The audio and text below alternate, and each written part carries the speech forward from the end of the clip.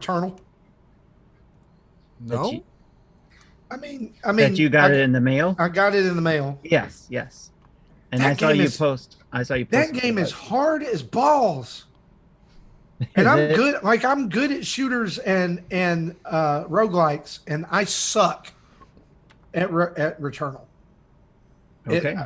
I Something for me to look forward to. I can't beat the first boss. I can't do it. Oh wow. Okay. All right, we're live. We're up. Oh, okay. We're live with PlayStation Talk. Oh, Well, I that's- never. No. I didn't set up my That's. music in I'm Cube. gonna be honest with you. That's all I've played this week, so that's what you're gonna get to hear about. I have a been few a busy things I want. Yeah, I'll talk about my experiences with Ratchet and Clank when we get that far. Oh, we'll talk about that. Are we ready to we're go, gonna talk about gentlemen? We Yeah. ready to go? Yeah, let's do it. Jesse, we look good on your side? We're good. Hang on All just right. a second. Hang on. Okay. Okay. Okay. We're good. You- It's just you it was Cliff Bar needed was a- it was the Cliff Bar was climbing the cliff. It was You need a drink to wash that down? I used up all my stamina. I thought you were like needed to do a silent burp or something. Well, forget the No, I'll countdown. mute it. I will mute if I need to do that. Forget the countdown. I'm just going to jump in right now. And welcome to Nintendo Dads, episode 331, recorded on June 17th, 2021. On tonight's episode, we talk post E3, all about post E3, and that's it. And our predictions, did they come true? Did they not? Do we suck at predicting stuff? We'll find out. You know what to do, Jesse.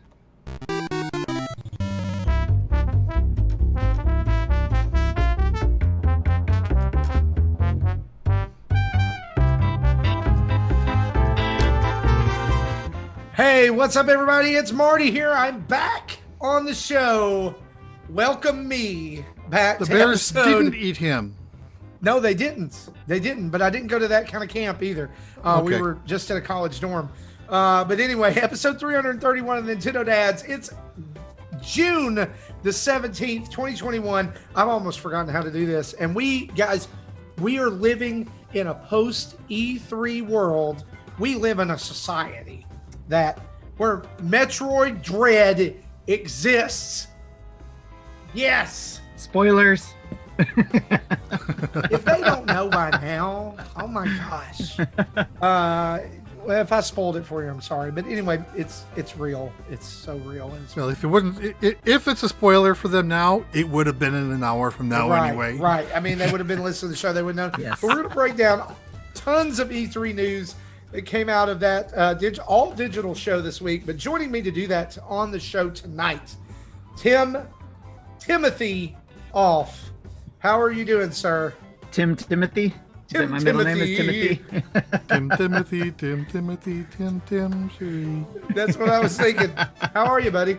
I'm doing great. It's been a busy week with Yeah, the it has. E3 stuff, and I was just talking to my wife about this. Like, I commend the media for what they do when they're trying to cover this stuff, because you need to. It's a full-time job in order to be able to cover all this, or you need to take the time off like Jesse did. You know? I mean, but between rearranging my week to be able to react to Capcom's Nothing Burger presentation and do Nintendo, and then subsequently yesterday rush to GameStop 30 minutes away to try to pre-order the special edition of Metroid Dread.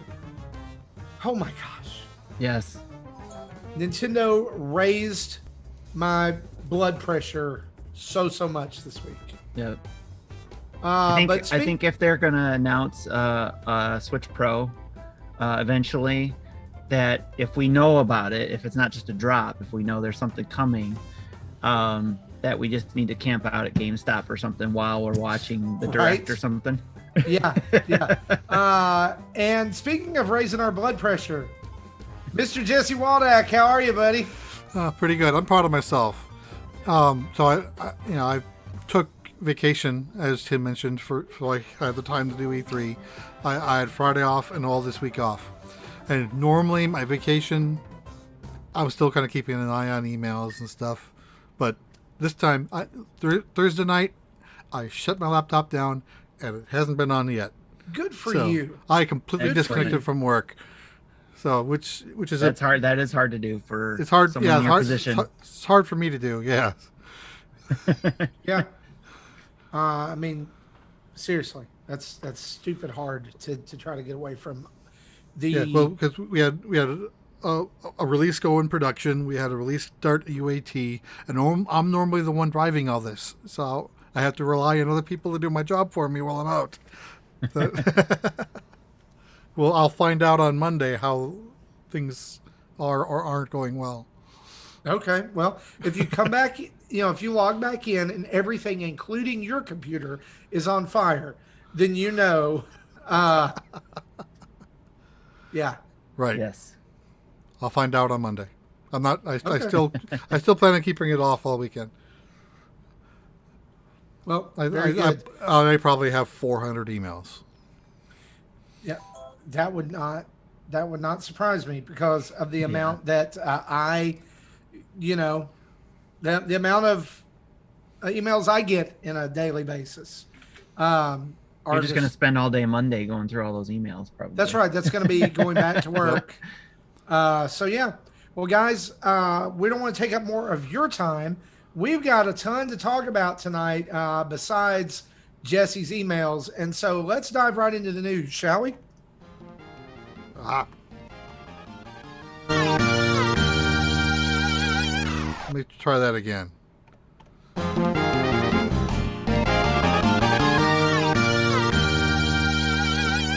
That just means you get to hear that delightful Patreon or news bumper music over and over. And I've already kind of let the cat out of the bag. Our news is brought to us by you guys over at patreon.com/Nintendo Dads. That it means that you can go over there and for as little as $1 a month, you can join up and be a part of the Nintendo Dads team. You can get access to our Discord. You can get access to pre and post show audio. You can get access to being a Patreon producer and coming on the show. And guess what? Pretty soon, Patreon producers are going to get an exclusive gift that will only be available for purchase by other people later. How many cats do we have? Huh? How many cats do we have? You keep letting the cats out of the bags. Do we have any? Well, do we have any more cats left? We've been putting more cats in the bag this week. True. Very true. So there you go. That's just a little teaser for stuff coming up. Yeah. There you go. And so we want to thank every one of our over 100 Patreons who patrons of the show, Nintendo Dads. Everybody's stolen all the good names. Kind of Funny is Best Friends. You got the Nintendo Voice Chat and Friendos. You guys are just patrons. I call them my peeps. Peeps. My peeps. Nintendo Dad peeps. We could call them our kids, but then that would be weird. That'd be weird, yeah. It would be weird. The family? That sounds like we're the mafia. Yeah. Nintendo Dad's family. And we're the Godfathers. Yeah. The Nintendo fathers. We're the Mario fathers. Yes, sir. I'll make you offer. Well, he is Italian, I guess. So. Well, guys, I'm gonna transition over here. Go over to Nintendo Patreon.com/Nintendo Dads. Join up. If you join up, we're just gonna sweeten the deal here. If you join up here for the show, as we do the video, this is Thursday night. We're doing the video. If you join up by the end of the show at the $5 or up, the live show. If you join up during the live show, we're gonna send you. We're just gonna send you something. We're gonna send you something. It won't be like Cards Against Humanity's poop in a box, because we're not doing that. But we have a prize we'll closet. Send you something. We have a prize closet. Everybody who signs up at the $5 and up tier before the end of the live show gets a little something. Does that include Twitch get a little thumb, baby? Huh? Marty, does that include Twitch subscriptions since that's $5 as well? It does. There you go. It does. Monitor that, Tim. It does now. Yeah, it sure does. It sure does, Tim. Head over to Twitch and subscribe or go to patreon.com/Nintendo Dads to join in the fun. Let's talk about E3. Man, what an incredible week. Lots of stuff to break down here. And what we want to do is we just kind of want to start from the very beginning as Nintendo announcements started to trickle out through various publishers, things, and kind of recap Nintendo's E3 for you And guys, what I want us to do through this is just wherever you find something to hop in that you're excited about, or something that kind of made you go, "Oh, I'm going to get that." That's where it's time for you to jump in and talk about that. Okay, so starting over the weekend, Ubisoft Forward happened, and we got a look at two brand new games coming to Nintendo Switch. Just Dance 2022. Yes, Just Dance 2022. I know. This is notable. I mean, it's Just Dance. Everybody knows it's coming out, right? Everybody knows every November you're going to get a new Just Dance. I think this is notable. This is the very first Just Dance that is not going to be on the Wii. I thought 21 also didn't come out on the Wii. You mean the Wii U? Or the Wii U. That's right. Yeah, we're leaving the Wii U era behind. Well, see, I thought 21 came out on the Wii, but not Wii U. And now 22 is not coming out on either system.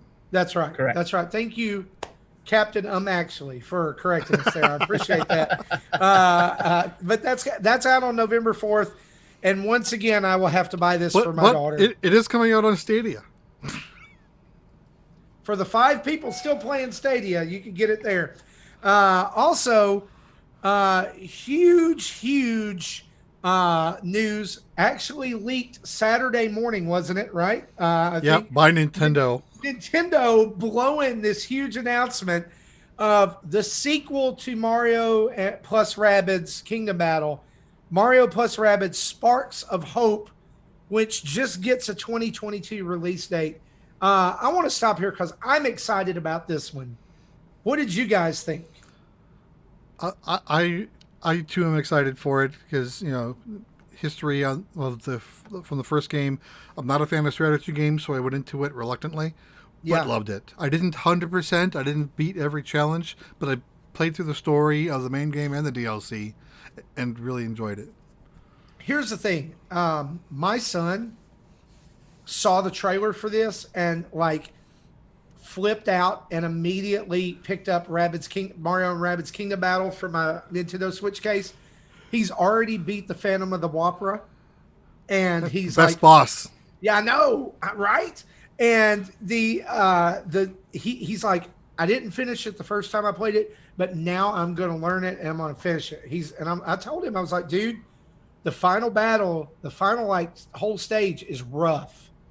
It's rough. Yeah, there's a difficulty spike about three quarters in. Tim, I see you holding the case for this game. You loved this game initially. You sang its praises. Are you excited for Sparks of Hope?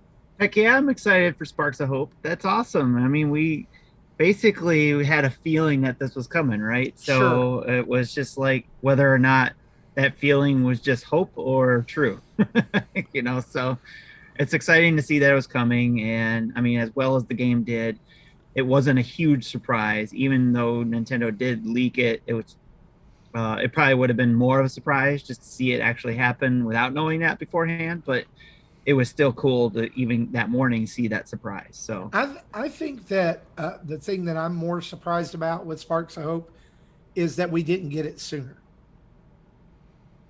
Because when we got to remember about the pandemic. I know that, but that was a 2017 game. Yep. For Switch, I would have thought that we would have seen it at least a couple years later, like 2019.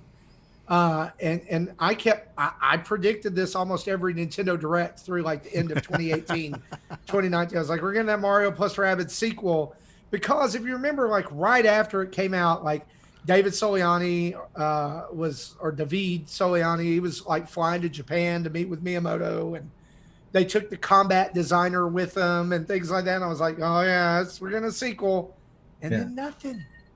It was so crazy. It's quite possible it was going to be at last year's E3, and I think so. Yeah, got postponed. I think it looks incredible, and y'all, Rabid Rosalina is a total mood, right? I love Rabid Rosalina. Yes. It does make me a little concerned. Where is Rabid Yoshi and regular Yoshi? Yeah, they haven't been seen. Because they said 9 playable characters, and if you go back and you look at the trailer, they've already blown 7 of them. So you got Mario, Peach, Luigi, Rosalina, which I think Rosalina was shown on the map. Then you've got Rabid Mario, which wasn't shown in the trailer. Rabid Luigi, Rabid Peach, and Rabid Rosalina. That's 8. So, and then I'm guessing the purple and green sword wielding Rabid is probably a playable character at some point as well. That's what it sounds like. Who is that supposed to be, by the way? I think it's a new character. I don't think has any relation. But I said this during our reaction, but it sounds like most rabbits or all rabbits are insane, but this one seems to be a sane rabbit. Yeah. And so that means the person that they're based on is insane. Waluigi. But Waluigi doesn't use they I know, carry over some of the traits. That wasn't serious. I wasn't kidding. I mean, we could use Waluigi. I don't know. Maybe it's a Koopa. Maybe it's like a Koopa Kid, or maybe it's Bowser. I don't. Yeah, I think they're this is on a a new different character. planet, so I think it's a different character. Yeah. Yeah. So. Yeah. What were you gonna say, Jesse? I'm sorry. I don't think it has a Mushroom Kingdom counterpart. Okay. I was kind of disappointed this was 2022. Wait, I was hoping it was. I gotta address what something Mecha Dragon stated here in the chat. It's funny how people hated that rabbits for years, or excuse me, it's funny how people hated the rabbits for years. Then this game came out, Mario plus Rabbids, and now everyone loves and wants to hug them. Well, the I Rabbids didn't hate games rabbits for years. Yeah, the Rabbids game before Kingdom Battle was kind of garbage. Okay. Yeah, we're not talking about the games. He's talking about the Rabbids themselves. That's given. I mean, I'm okay with that. I always thought the Rabbids were kind of neat. I thought they were interesting. I thought they were funny. The Rayman Raving Rabbids on the Wii was one of my favorite games of the whole I think that was a good game. And then they burned almost burned Rabbids into the ground. Yeah, they had a cartoon that had like no dialogue, just blah blah, blah and then slapstick comedy. I know my kids recorded every episode of it and watched. That was horrible. So, but Kingdom Battle brought Rabbids to be good again. Hilarious. No, it was horrible. Wake up to that most Sunday mornings. Yeah. Ebucel says it's Rabid Wart. If it was Rabid Wart, oh my gosh. Bowsette Rabbid from Tony Baker. No, no.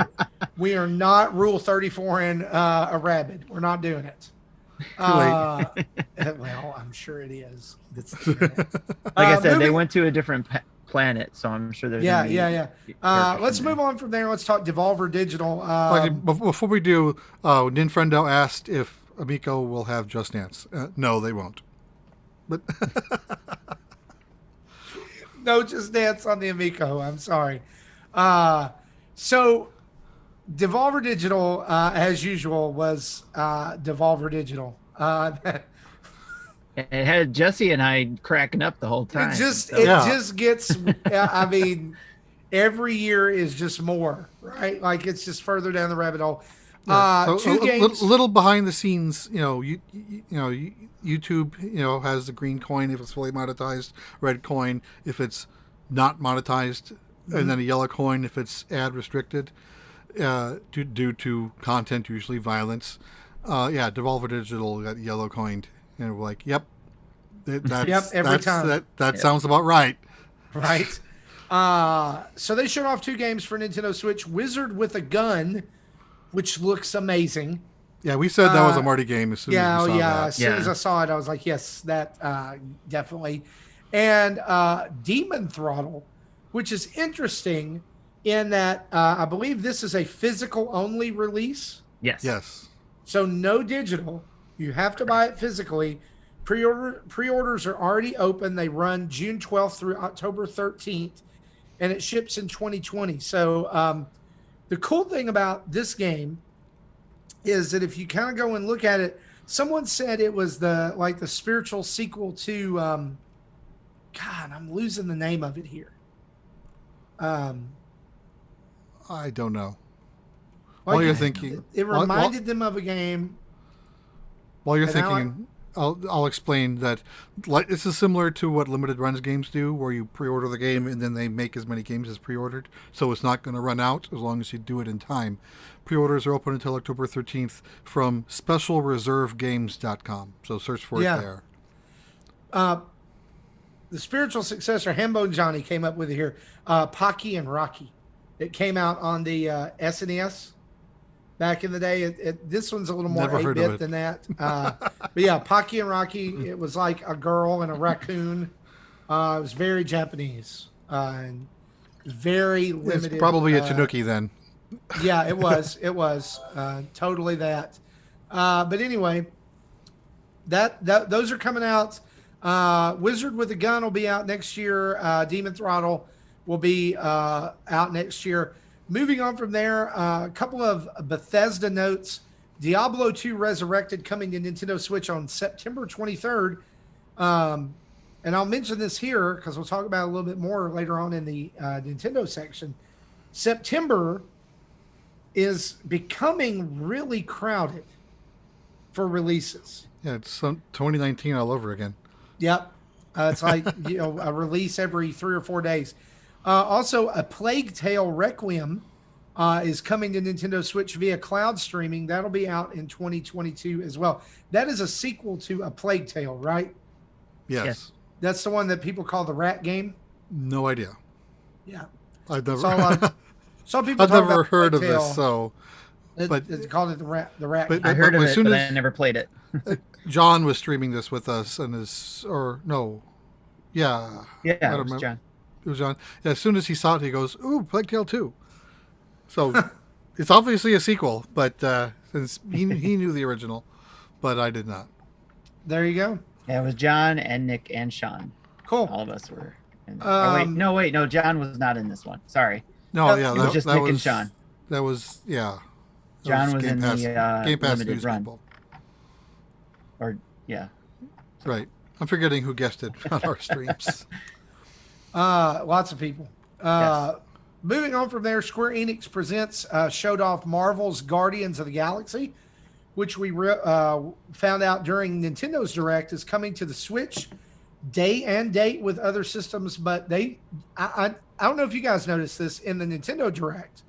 They did not mention that it was the cloud version. They did not mention it, but if you go to the Nintendo page, it will say Cloud Edition. Yep, which means Correct. I'll be playing it on something else.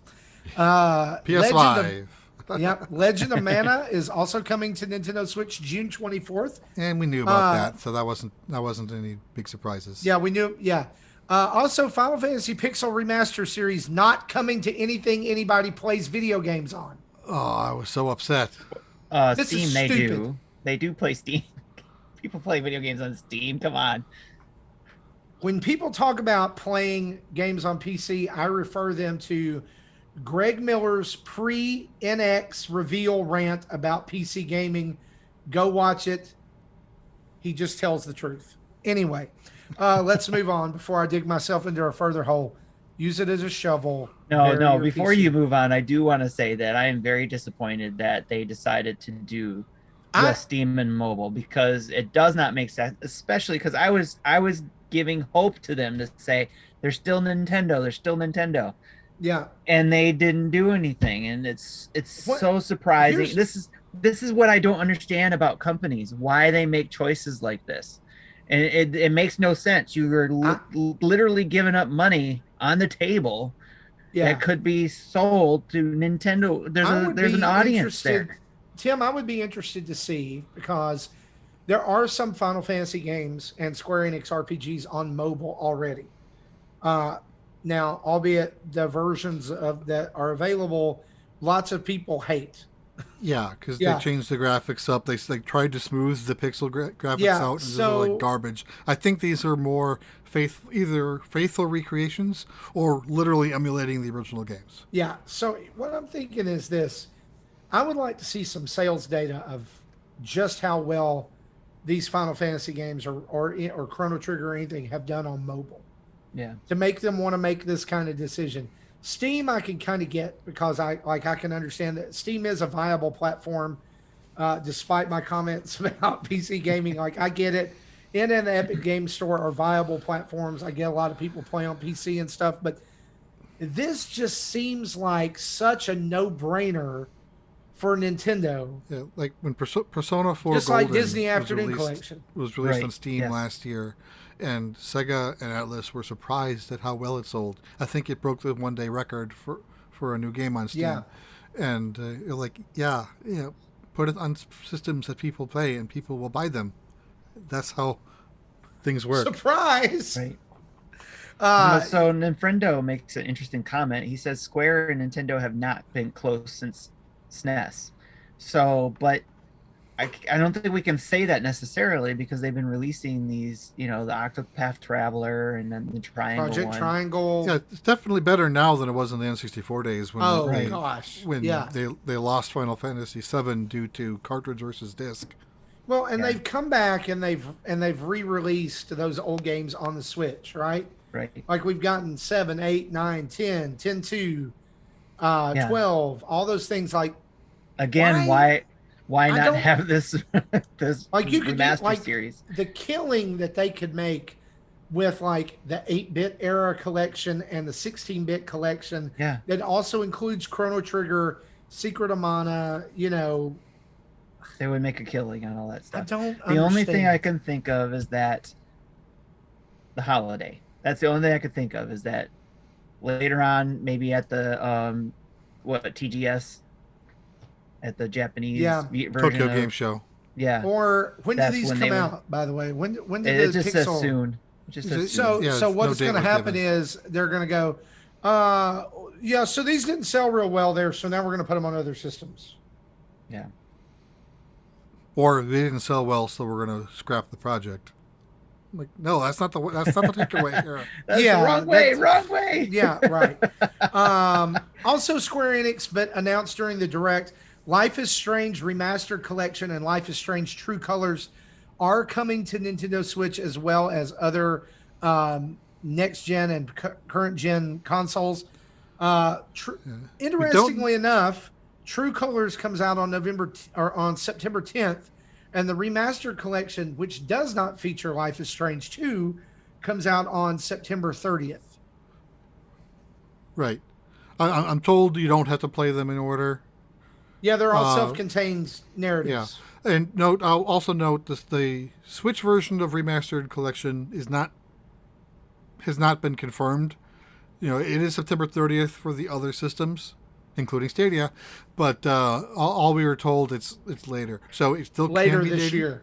Later this year. It still could be day and date, or it could be delayed. We don't know. Yeah.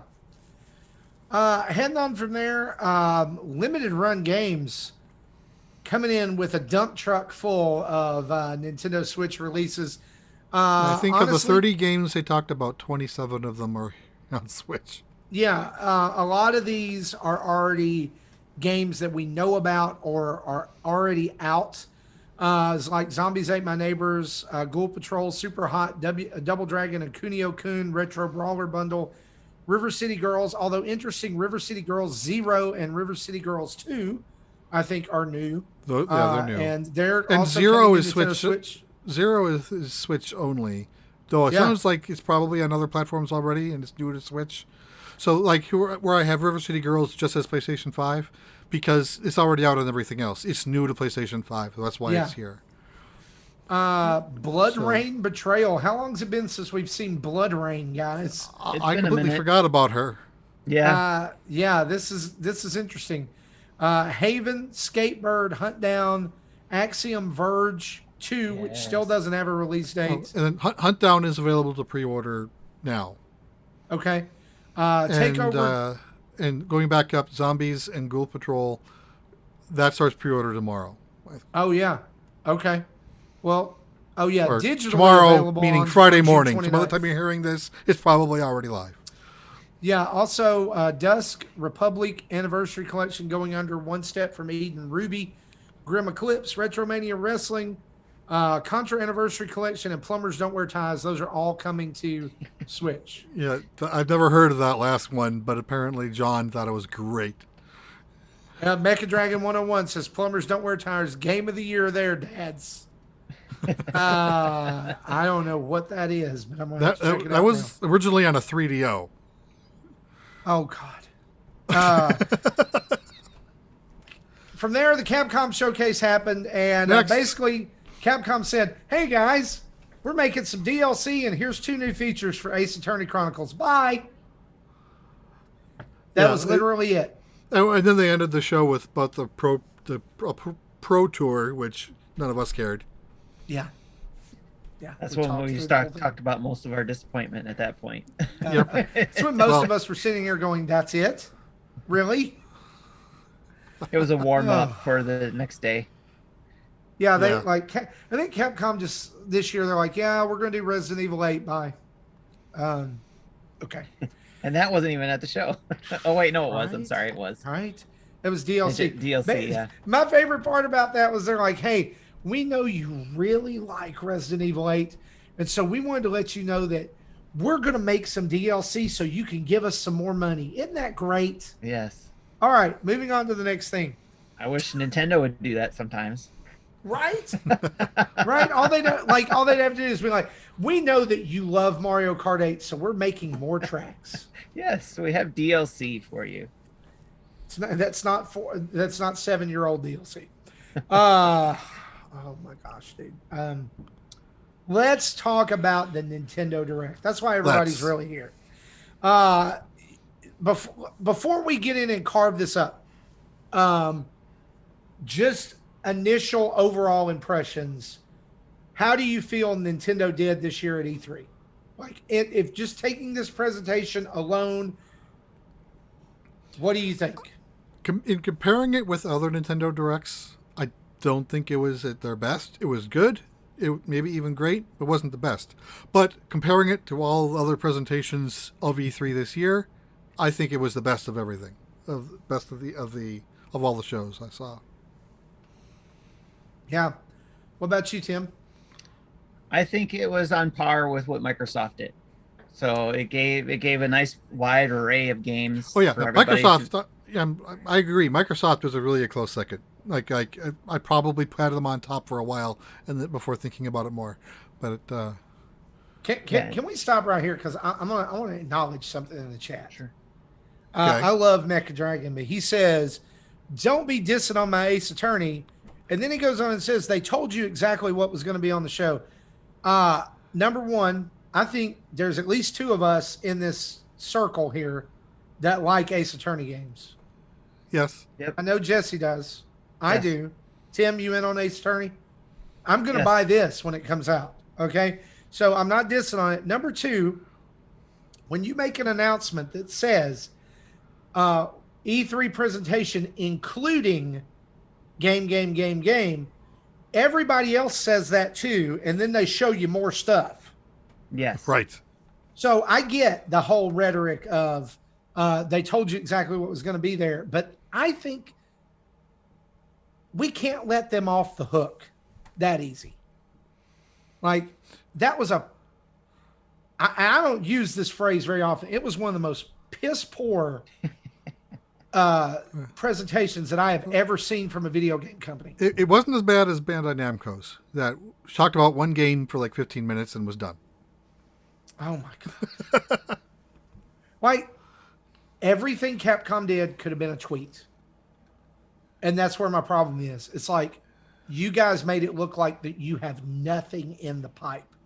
And you've got like all these iconic franchises that you could be hitting with, and you're going to do that. Right. Okay. I mean, look, honestly, you remember back in the days of, was it the Wii or the Wii U when we got Capcom versus SNK? And it was a Wii U or as a Wii exclusive, right? I don't remember Like, that one, vaguely. but I do remember That- Tatsunoko. That's what it is. Tatsunoko versus Capcom. That's what I'm thinking. Yeah. Of. Like, that kind of stuff. Like, where's that? You got a system over here selling gangbusters, and you're gonna like all you're gonna say is like, oh yeah, we love Monsties, and here's some DLC for this game, and oh, by the way, here's a feature for a game that you're gonna find out in a month anyway. Bye. It's just we can't let people like that off the hook. We can't let that off the hook that easy. Zachary Ryan over at IGN had a perfect response. And if you've not seen his video of the Zach Ryan E3 presentation, you need to go watch it. It was just awesome. It was just awesome. And I'm not mad about it. Look, honestly, here's the thing. I'm gonna talk to y'all like I talk to my kids. I'm not mad at any of you. I'm mad at the circumstances. I'm mad at what you did. All right. Like, I'm disappointed. I love you, Capcom, but I'm disappointed in you. And then I give them this look. Yeah, because there was no Mega Man. I'm very disappointed in you. There was, y'all, they locked Mega Man in a broom closet. Again. Right? Do you remember when 11 was announced and they had this promo video of like a timeline of all 11 games? And there was like a 7-year gap between 10 and 11. Jesse, listen to me. Listen to me. I will remember that moment for the rest of my life. I cried when he went through the door and it said "and now." I lost my ever loving mind in my office. I'm so glad nobody was here. Tears.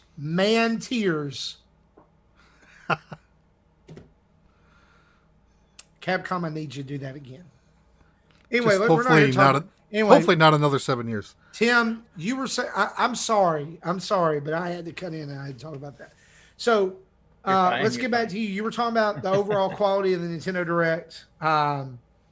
If you had to give it they did what exactly every company should do, is essentially give a wide array of games that could appeal to a wide audience and still provided some surprises.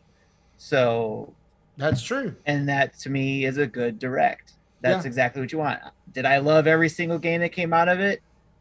Yeah, I did, but no, I'm kidding. But whether it's me who looks at everything as like, accepts everything as like, this is wonderful, or somebody else who's like, there was no game here for me to play.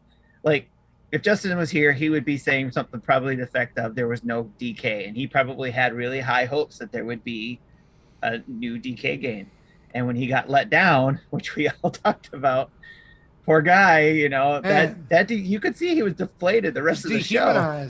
Yeah, that was my moment from Square Enix. He had that moment during a Nintendo. Yeah, so, but still, and both are on YouTube. If you don't know what we're talking about, check it out. He was still excited about everybody else's excitement and what they got, and what they were excited for. Right? He may not be a fan of Metroid or whatever other games that other people were excited about, but he was excited that we were all, seemed like a lot of us were getting what we wanted to see. And that's what I liked about this Direct. I liked it about what Xbox presented. And that's why I think they both get A's in my book. So yeah, I don't think, people are like, oh, Nintendo won or Microsoft won. And those are the only two basically people are comparing, but I think they both won it. And they both, showed off pretty well.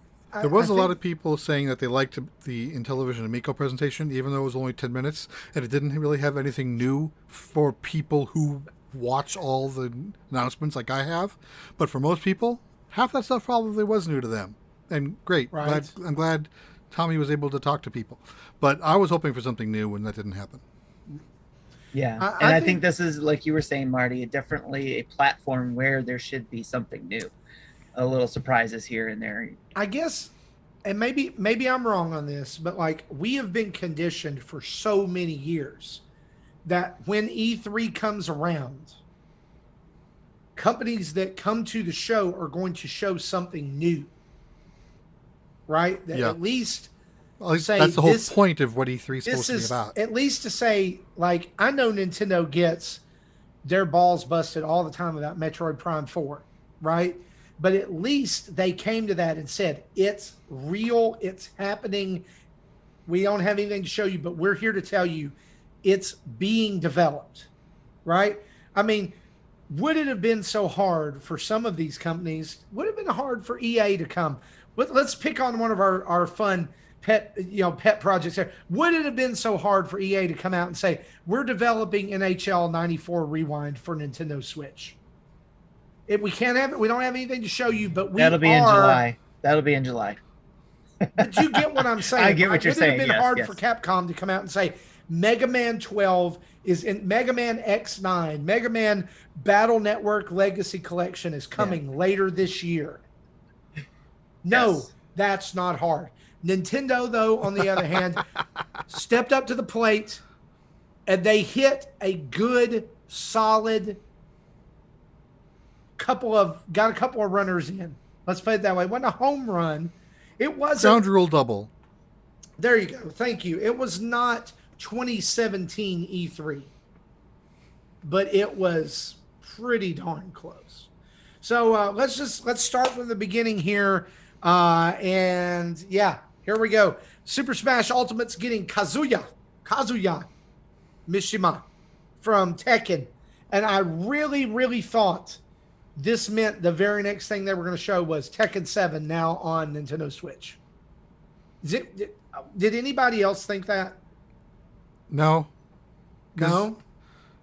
Because I don't think there's any Tekken game on Switch now taking Pokken out of the equation because that's a different beast. But I am completely unfamiliar with Tekken. I've never played a Tekken game, so I don't know who this guy is. Besides someone who throws corpses into volcanoes. I actually did think that they were going to come out with not 7, but 8 Tekken game for the Switch. I would have even been like really, really super happy if it was my favorite Tekken I've ever played was Tekken 3. I would have loved like a remaster of Tekken 3 or something like that, or even bringing over Tekken Tag Tournament or something like that. I really thought this meant Tekken was coming to the Switch. I did think something. I was thinking that while that was happening. But we'll find out more about Kazuya on June 28th at 10 a.m. Eastern, 40-minute long presentation from Sakurai. The next to the last DLC character for Smash. This is going to wrap it up here within the next, probably half of this year, right? We're going to know. Yes. The promise was the second DLC pack would be released before the end of the year. Yeah. Okay. And then also, too, real quick, Third Strongest Mole put in a fact out there that the volcano thing is a recurring scene in Tekken for the whole Mishima family. So that's something I didn't know. I thought that was interesting. You know, if the last character is Scorpion, then it'll be possible to have SNK versus Street Fighter versus Tekken versus Mortal Kombat. Yeah, I'd be okay with that. I would. As someone who doesn't play the game, I'm okay with that. I would honestly be really okay with that. That needs to happen. That last character definitely should be a Mortal Kombat character. My son gave me an image the other day. Let me see if I can find it. Go ahead. While you're finding that, let me ask this. How many times have we speculated on Smash DLC on the show? Plenty. So many times. Who can be the last character? Seriously. Because I really think that they're leading up to going out with a bang, right? Like it's going to be something huge. Have you seen this image that I'm about to talk about? I put it on Discord, but I don't know if you've seen it. It's comparing the first 6 DLC characters with second DLC characters. Yeah. It starts off with mildly accepted Nintendo character, Piranha Plant and Min Min. And how did that happen? Joker and Minecraft. Square Enix, Hero and Sephiroth, dual characters, Banjo-Kazooie, and the Xenoblade girls. Pyra and Mithra, yeah. Yeah. Then fighting game, Terry and Kazuya. And then the last one is labeled Disappointment with a Sword, Byleth and the Unknown. You shut up. If that happens, if it's... Scorpion could be counted as a sword guy, right? Because he has the spear that he throws out. That's a kunai. Okay. It's not really a slashing weapon. Or if you watch the new Mortal Kombat movie, it's a gardening tool tied to a rope. Yes. So you go. That's literally what it is. Yes. Most ninja weapons are gardening tools, retooled to be weapons. About ninjas. I'm sorry. Why not, Marty? Come on. You said that like, don't you know? Come on, man. I've been watching Gaijin Goomba for years. So they garden with one hand, they cue with the other. I mean, like... You're not wrong. I mean, okay. We've already talked about a few of the other games that were shown in between here. Worms Rumble is coming to Nintendo Switch next week. This is classic, winner take all. All the worms are moving and fighting and shooting at the same time. I haven't played a Worms game since the 90s. Okay, so Worms originally was like tactical, like you take a turn, they take a turn. Yeah. This is everybody's going at once. Oh, wow. Battle Royale style. And it's a lot of fun. It's chaos, but it's pretty cool. Of course, it's meant to monetize, so it's going to be free to download, but I think this is a good get for Switch. I think it was free on PS5 when I got it. Worms now Rumble. You got me looking it up. Because it says pre-order now. It says it's $15, currently discounted to $11.24. So maybe we're getting a monetization-free version. Maybe so. I don't know. Like I said, mine was included with PS Plus, so that's how I've played it. Okay. Also coming out, Astria Ascended and 2 Point Campus. These are indie games. Astria Ascending looks a lot like. I thought it looked a lot like. What's that game that John Blanco's obsessed with? Slay the Spire? Yes, Slay the Spire. I thought the interface looked a lot like Slay the Spire. Okay. And 2 Point Campus is the sequel or spiritual successor to 2 Point Hospital. I was really surprised why they put that in at 2022. Like 2022, and they gave it 30 seconds, and that was it. After that, we killed Justin by putting an image of bananas and coins up on the screen, thinking it was Donkey Kong. He didn't hear it because we were talking, but the announcement at that point was now for a game that has celebrating its 20th anniversary. So had he heard that, you should have known it wasn't Donkey Kong. Yeah. But Donkey Kong's 40 this year. Yeah, so Super Monkey Ball Banana Mania coming to Nintendo Switch with 300 stages. So it's coming to everywhere October 5th. Also looks like it'll include all of the old mini games as well, which is really cool because Banana Blitz sucked. Whoever made that game, they don't need to make games anymore. Awful. Yep. We're looking forward to that game here. Yeah, I am too. Honestly, a lot of my father-in-law, my relationship with my father-in-law came about because of Monkey Target, Monkey Pool, and Monkey Golf. Yes. I've actually never played a Super Monkey Ball game. Well, it's time. It's time to do it. I hope there's online. I don't remember if they mentioned there's online. We're also getting Mario Party Superstars. So now you know why Mario Party or Super Mario Party on the Switch got updated with online functionality. Yeah, it was exactly what I said a few months ago. I will give you that point, Jesse. You are absolutely right. Jesse was right. Jesse was right. Jesse was right. There you go. Mario Party Superstars remixes over 100 mini games from the N64 and GameCube era Mario Parties, including 5 boards that come through that time. So it's actually going back to the chaos-filled boards of the Nintendo 64 and GameCube era.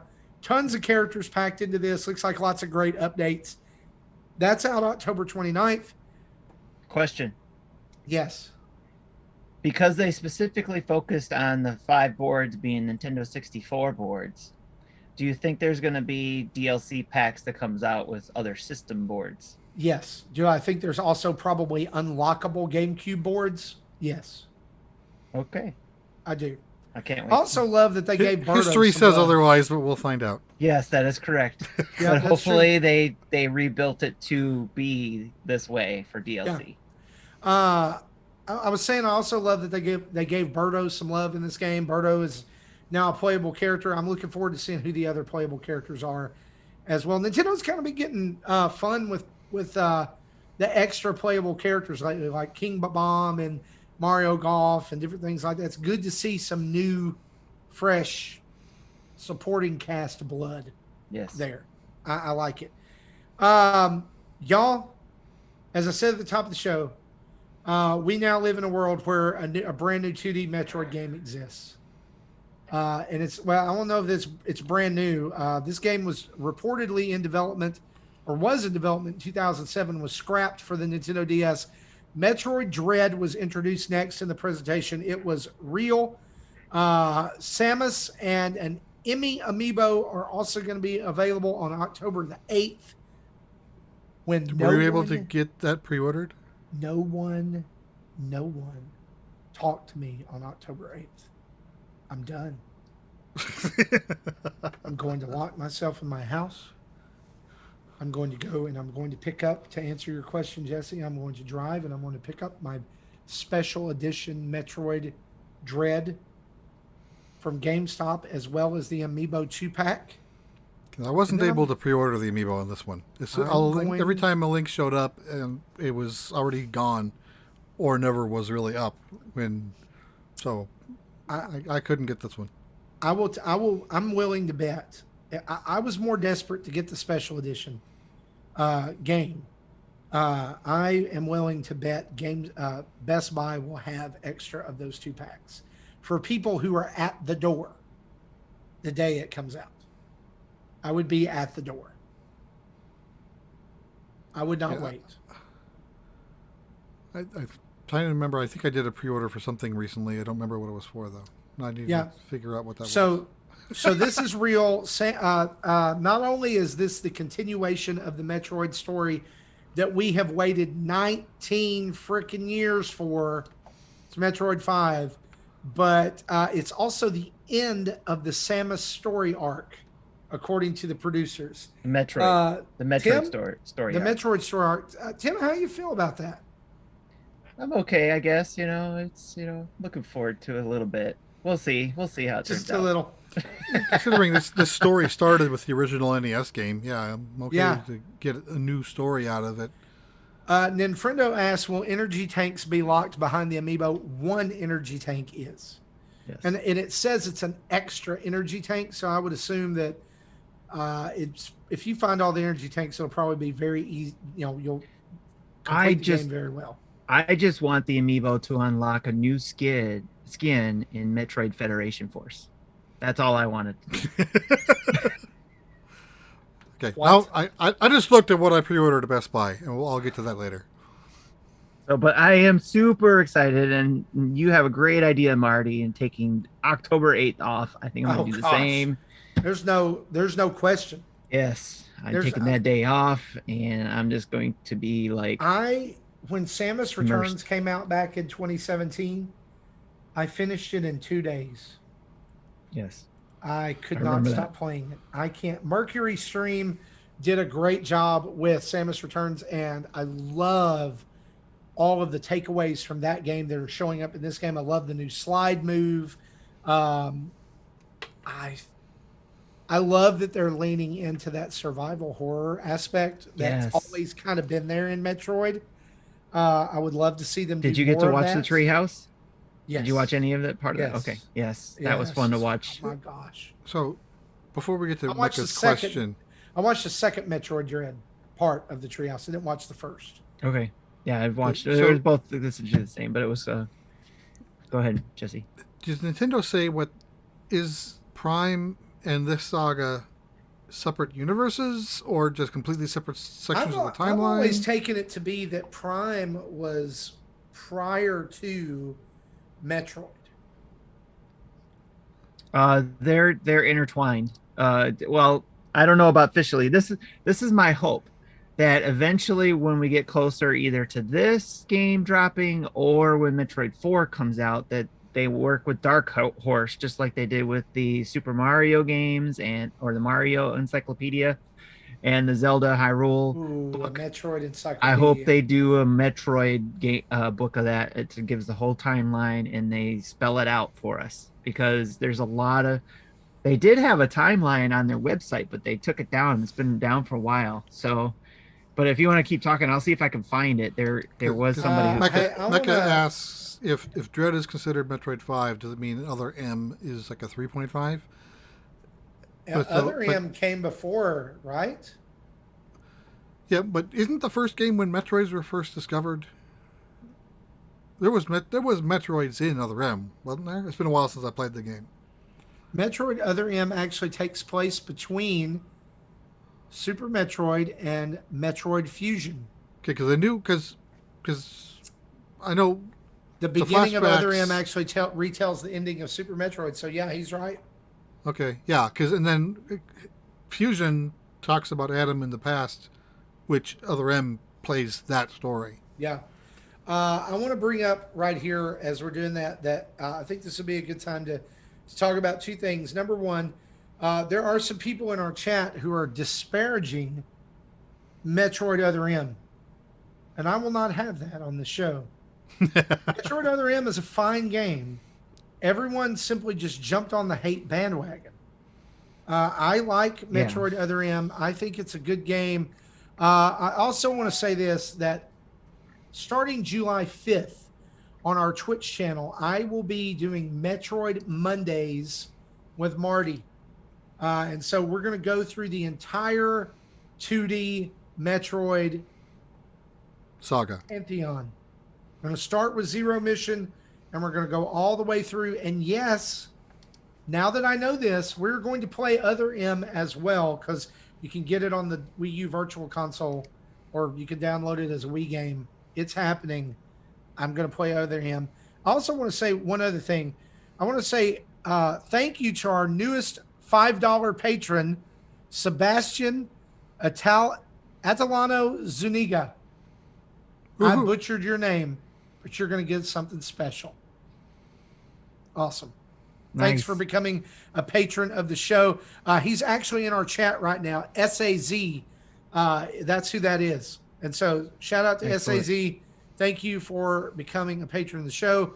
Go ahead and send us a message on Patreon with your mailing address, and we'll get a little something to you So as he thank does- you for being part of the Patreon crew. Then he asks, how much do you predict Metroid Dread will sell?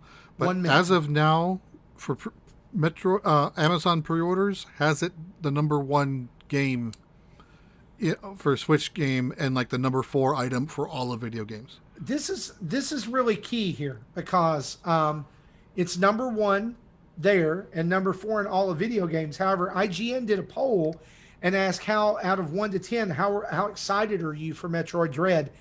You know what it came in at? 6. What is wrong with people?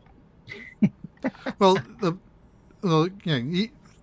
That's why I don't like these number scales, because it's a bunch of 1s and a bunch of 10s, probably very little 2s through 9s, and it's just in the average. Yeah. So the 6 is really meaningless. If you want more Metroid games, if you are a Metroid fan, it is key that you go out and buy this game. All right? It is. Yep. It is. If you want more 2D Metroid, like I know there's some people who love Prime, and good for you. That's awesome. If that's your thing, great. 2D Metroid is my thing. That's my Metroid. I need people to go buy this game so we get more. It's not a 19-year wait between this one and the next one, because y'all, if it's a 19-year wait between now and then, I will be 60 years old when Metroid whatever comes out. You don't want to know what I'll be. And chances are I won't be able to play it. No, Andro says that I'm buying 3, and just even though I'm buying 3, I don't care. You still need to buy one. Yep. You're not covered, Andros. You got no Metroid games ever sold 3 million. It is wild. That's absolutely correct. So real quick too, at the beginning of the week, I was on the Retro Logic show. Yeah. Their podcast, they did a special Metroid during the Dad Fest. They did a Metroid episode, and they invited me along, which was really awesome. I got to talk Metroid the whole time, and Dan led the way with going through all the games, and we discussed everything that we knew about Metroid. I'm sure we missed some things. We probably had some actuallys, but we had fun about it. So, and that's the point. So, and there is, I did find a timeline that Nintendo had when Metroid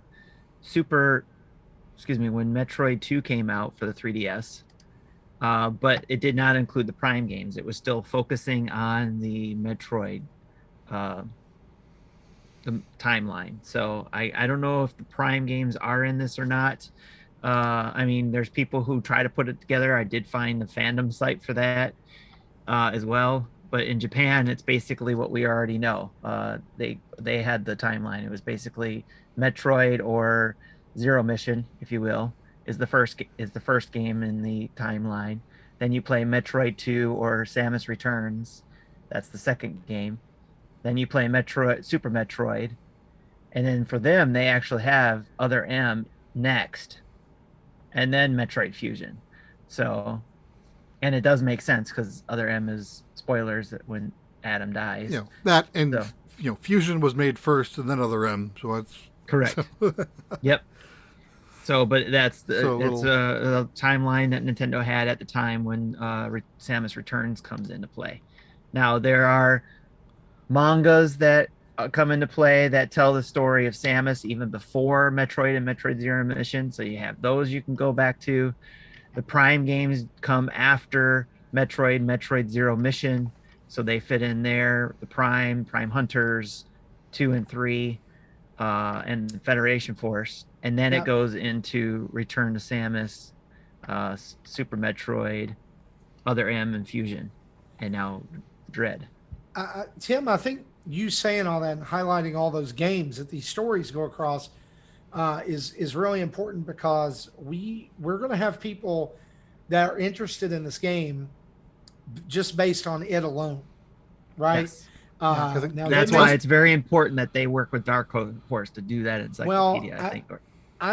I think it is too, but I also think I'm going to pour out this post on the Nintendo Voice Chat podcast forum on Facebook from Sam Schumacher, who said Nintendo puts a spotlight on the lack of legacy first-party content on Switch with the announcement of Metroid Dread.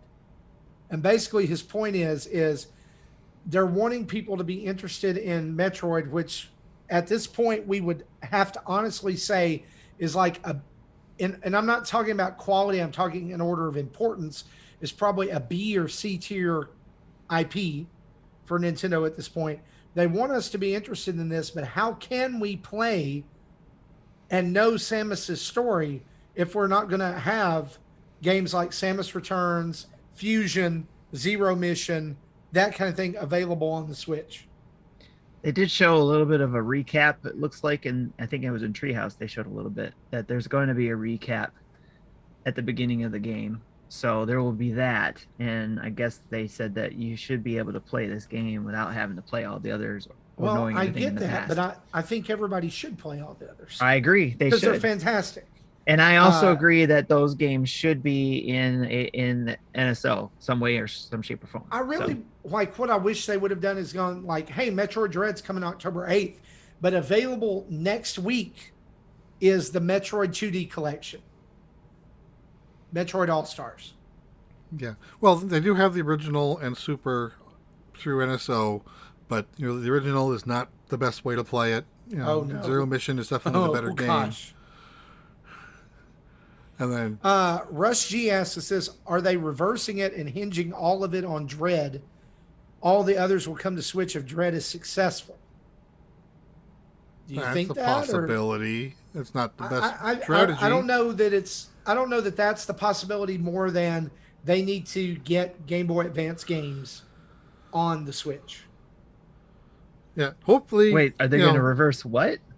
Or like basically what he's saying is it a reversal? Like they're not gonna put out these and hope it gets you interested in Metroid Dread. They're hoping that Metroid Dread gets you interested in going back and playing all the others. Well, they have to make all the others available. Right. And then like what he's saying is, will all the others come to Switch if Dread is successful? Oh, yes. Yeah, that's a possibility. If they add GBA games to NSO, then we can get those other two. You know what would have solved all of this? Just have the virtual console on Switch. That give me all the games I've already paid for. Yeah. That would solve the whole thing. Anyway, we could spend an entire show talking about Metroid, which we will. I certainly could. When it comes out. But we already did that. Let's talk about, guys, I think we're getting a little long in the tooth here. Let's just hit the ones. Jesse, from the rest of the presentation, you've got all of them. You did such a great job listing out everything. What were the games that stuck out to you? What are you excited about? that Nintendo announced at E3. I'm curious about the Danganronpa Descendants collection. I've tried the original Danganronpa on Vita a while ago and didn't get far. I might be up to trying it again. So this is a collection of the first 3 Danganronpa games plus a new board game. Apparently, Plus Animal Crossing Amiibo Festival. Right, but apparently this board game was a mini game as part of 3.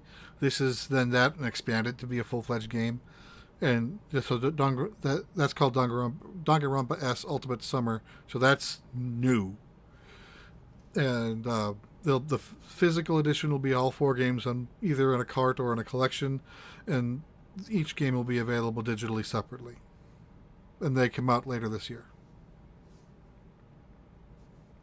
Okay. Anything else? We'll talk. Well, I figure we'll talk about the Zelda stuff at the end. Oh yeah, we're all going to talk about Zelda. WarioWare. I'm kind of on the fence on that. And those games are more fun with people, but I don't really have people here to play with. So I'll see what people think of that one first before I get into that. That comes out September 10th. Yeah. Let's pause there and talk about that because Tim, I think you're excited about WarioWare too. Yes. Right? Yes. I am so excited. Was it not long ago that we were basically saying there needs to be a new WarioWare game for Switch? And lo and behold, here it is. And it looks absolutely bonkers. As does, that's the point of it, right? I don't know how well the whole, like, your playable character is going to be on the screen. But, like, I feel like that's really the only way they could have gone with it, right? Because it had gotten to be very touch-based or tilty or whatever, and now they have to have a way to represent most of that just via controllers. And so... both systems, Switch and Switch Lite, both have the ability they do to have the move gyro. still. Yeah, and who knows, that may be in there at some point. But I just love WarioWare, and I'm so glad. A little side commercial here. If you have a 3DS and you've not picked up WarioWare Gold, you owe it to yourself to get WarioWare Gold. That is a great collection. Yes. So good. I never bought Gold.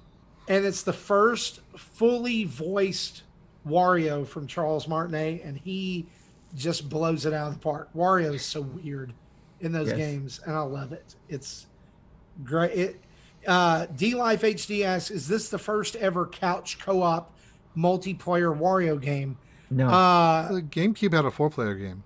It had a 4-player game, but the Wii U one also I would say Game and Wario is, because you would have to pass around the gamepad, and it wasn't. So I would say as a WarioWare game, yes, it's the first couch co-op. I don't know the 4-player the one on the Wii U one. Were you playing against each other or were you playing with each other? You were playing against each other in the Wii U one, if I remember. Right, but I thought you were. For me, co-op would be like you're both going for the same thing. Okay. Because that's what it looks like in this one. Like you're both trying to complete the level at the same time. And then Smooth Moves for the Wii was basically only one remote would work, and it had to be passed around. So yeah. Ninfrendo says if WarioWare has online, he challenges you, Jesse. Okay, we'll see.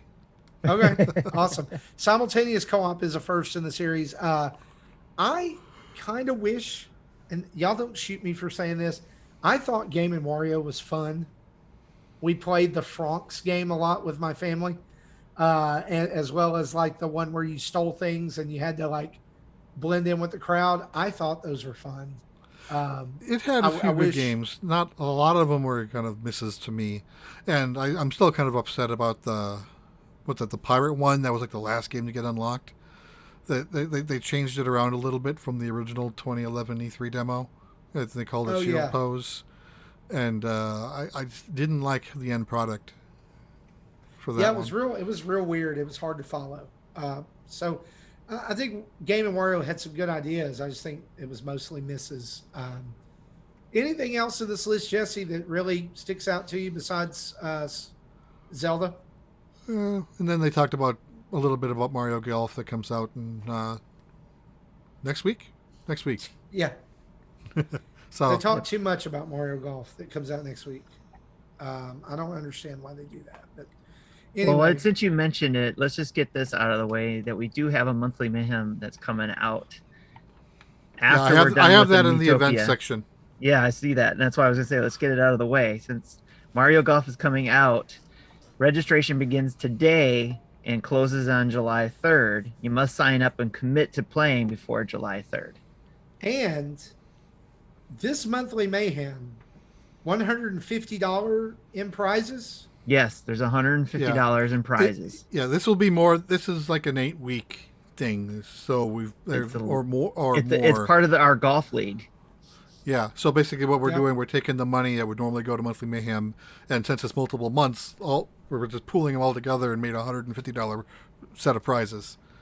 How it gets broken up yet, I don't think we know. But we just we've committed the $150 in prizes to this. Tim and Jesse and I and Justin, we can't win, so we can still play, but we can't win. We can play. We can ruin your chances at winning.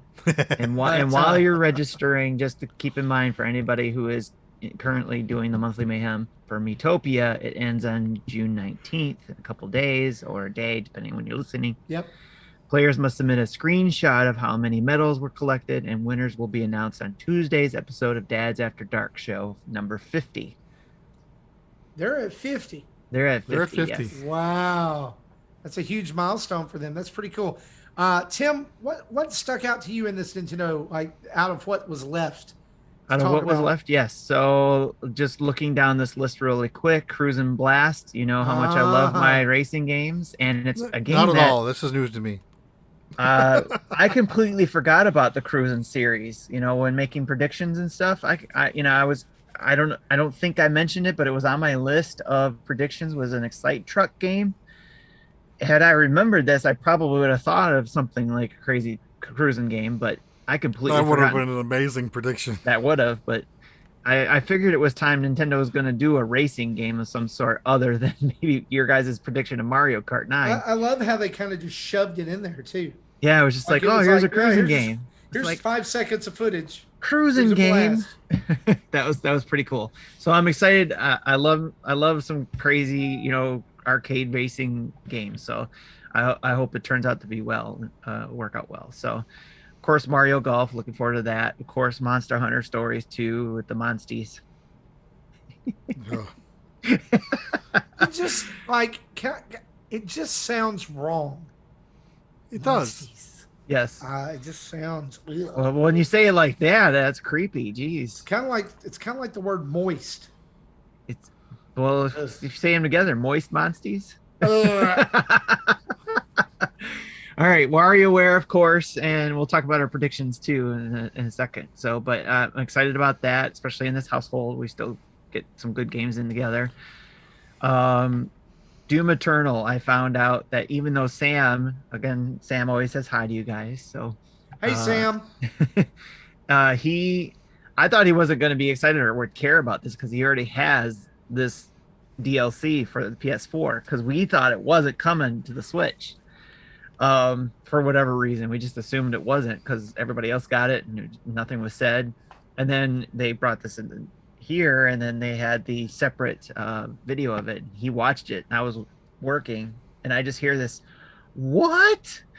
And then he's like, "Yes!" And he comes running over from here upstairs, you know, pound, pound, pound, pound, and coming down the stairs, and he's like, "I want this on my Switch." I was like, "Dude, you already got this." He's like, "I don't care. I want this on my Switch." So he was excited about that. I used to be excited about Tony Hawk coming to the Switch, but just like Sam, I have it on the PS4, so I just go in there and play it whenever I need a Tony Hawk fix. Can we talk about Tony Hawk for just a minute? Yes. This looked really bad. Well, if you compare it to PlayStation, yes. Okay, but it looked really rough. If it's meant to play, again, what we're going for is on the go playability, right? And plays well. So we're gonna lose the graphics for hopefully the playability to do that. So as long as as long as you get is it 60 frames per second in order for that game to do well? As long as we get that with a low resolution, then so be it. And that's going to be great to be able to play the same game that you would play on a PS4 on the go on your Switch. Who knows? Maybe eventually I'll get it. Maybe if it's on sale or something, maybe I'll pick it up. But it's because I have on the PS4. I'm just going to go with that there. The Strange Brigade game I was looking for, actually, when they were showing that looked very interesting. I didn't go buy it that day because I still got other things. I'm trying to hold back from just buying games. I want to be able to finish some of the games I have right now. I know I won't finish all of them, but there's a couple that I want to get done before I start getting into other games. Advance Wars 1 and 2, and I know Mari's probably going to want to talk about this as well, but that was a surprise. That there was a nice surprise to see. Yeah, I saw Roger's reaction to that, and yeah, I did too. I watched that one too. Advance Wars 2 was his favorite game of all time. So yeah, yes, he's all in on this. His voice was already lost from the Metroid reaction, so it's already excited for that. But that, did you think we were going to get an Advance Wars again ever? I mean, maybe eventually, but well. What I was thinking is if they ever brought the series back, it would be a new game, Switch Wars. Okay. Because it has its roots going back to the Famicom and game called Famicom Wars. Yes. And then it's Advance Wars because it's on the Game Boy Advance. So that's the naming going on. It's just they had Advance Wars on the DS though, didn't they? So they kept Advance Wars on the DS. Yeah, because I had the DS one. And I really enjoyed that one. Was it Dual Strike or something like that? Marty, do you remember which Advance Wars? Because DS, right? Yeah, Advance Wars Dual Strike, yeah. Yeah, that was the one I really liked. So that was the one where you could fight from the land or the air. Yes. You could transition between screens. When you can that control actually it. Kind of makes sense. That's a slick idea. That makes sense, yeah. And I had a lot of fun with that game. Yeah, I'm so glad we're talking about this game finally because this was like it's never going to happen, right? Like, yes, I didn't think we would ever get another Advance Wars. But man, golly, how cool was this? When the screen went dark and I heard that sound, it was the sound when they stomp on you the immediately called it out. You're like, is this Advance Wars? Is it Advance Wars? And then it said the Orange Star Army, and I was like, oh, it's on like Donkey Kong. I can't wait for this now, one. D Life HD in the chat asks, what did you guys think of the art style compared to the old ones? Love it. I immediately was like, these look like toy soldiers, like playing with the plastic toy soldiers. Some people compared it to, I think a little unfairly, to mobile games. Like a mobile game graphic, and I could kind of see that because they kind of like shiny, Okay, but I actually was going to compare it to Link's Awakening. Yeah, I think that that's what it felt like more to me too. But honestly, I think that's a neat take on it. Like if the characters look real, and the Cole says those people have no soul. Oh my gosh, those people may be in the chat. So we didn't say it though. I love how Nintendo takes games that are already a little stylized like that and they reinvent them. Yeah. The real truth behind this though is WayForward is doing this game. Yeah, that's what I was about to say. So they're good. 2D art is their forte. I kind of already thought it was them before it was confirmed because when they showed it in Treehouse and they were doing the commanding officer powers and they had their little animations, I was like, God, that looks like WayForward. Looks kind of like Shantae. It does have that. And then, sure enough, it's. I'm gonna say this: if you are a fan of Fire Emblem at all, and you are on the fence about Advance Wars, go ahead and feel free to get off the fence. This is the superior Nintendo Tactics game. Oh, okay. Those really are fighting words for some people. There is so much to dig into in these, from different troop types that are weak or strong against others, and the ability to fight against your friends. Yeah. and stuff And like it's that. it's straightforward too. You Oh, know, yeah. with the Fire Emblem, you don't have the fluff that comes with that kind of game. Not I saying don't that's a have to bad go thing. to tea with any of these characters to get them Not to a join my bad thing. team. Yeah, it's not a bad Right? thing if you know, because I enjoyed the fire. Mega Dragon 101 calls it Fire Emblem without the waifus. Exactly. Yes. So there you go. It's take out the waifus, add in tanks. You're good. Yep. So yeah, it's straightforward strategy game. Yeah. You With know, a in little bit of Japan story. somewhere there's an anime of a tank waifu. Yes. Because Yes, why there not? is. Yes. So Why not? and then after that we get into the Zelda presentation part. Okay. Well, we'll save that here for just a minute. Jesse went and was typing in a title for the show, and I was just about to add it too. So there you go. I think we're all in agreement here. I just want to talk a little bit about a couple of games that really stuck out to me. I'm glad you covered Advance Wars already. I am strangely interested, ironically, in Strange Brigade.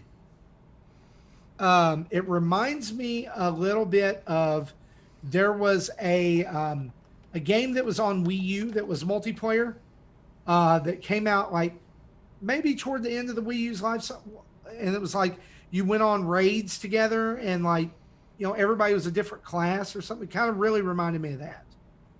Yeah, I brought this one up too because it did pique my interest as well. The Like, Strange Brigade game. It was kind of weird how they dropped it too. They're like, "Oh, it's out today. Fight some mummies. Bye." Yeah. Yeah. So yeah, I don't. It's on my radar for sure. I wonder if anybody's got if you're out there and you've got it, we'd love to hear from you. I'd love to talk to you about how that is. I think I already found the art to go with that title. Yeah, Nice. Awesome.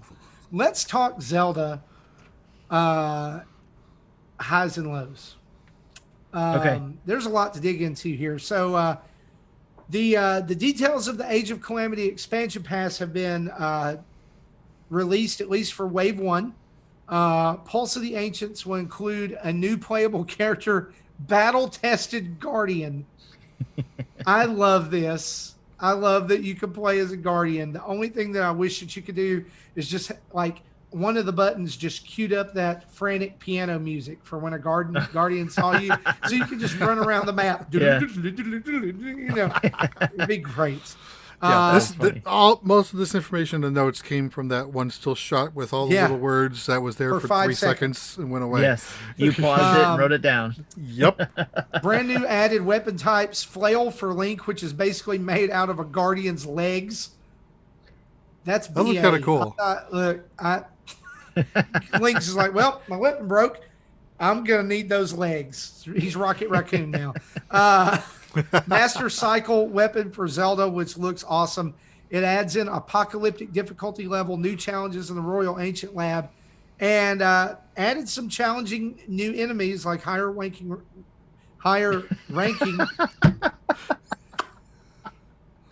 Okay, now I gotta rethink the title. Was there. Higher ranking Wizrobes. If you're gonna do that to me, you gotta word it different in the doc. No, I'm not gonna do that to you. I like the other title better. I don't. Can we clip that? Can we clip that, Jesse? Please don't. Please, I want higher wanking as a button. Please don't.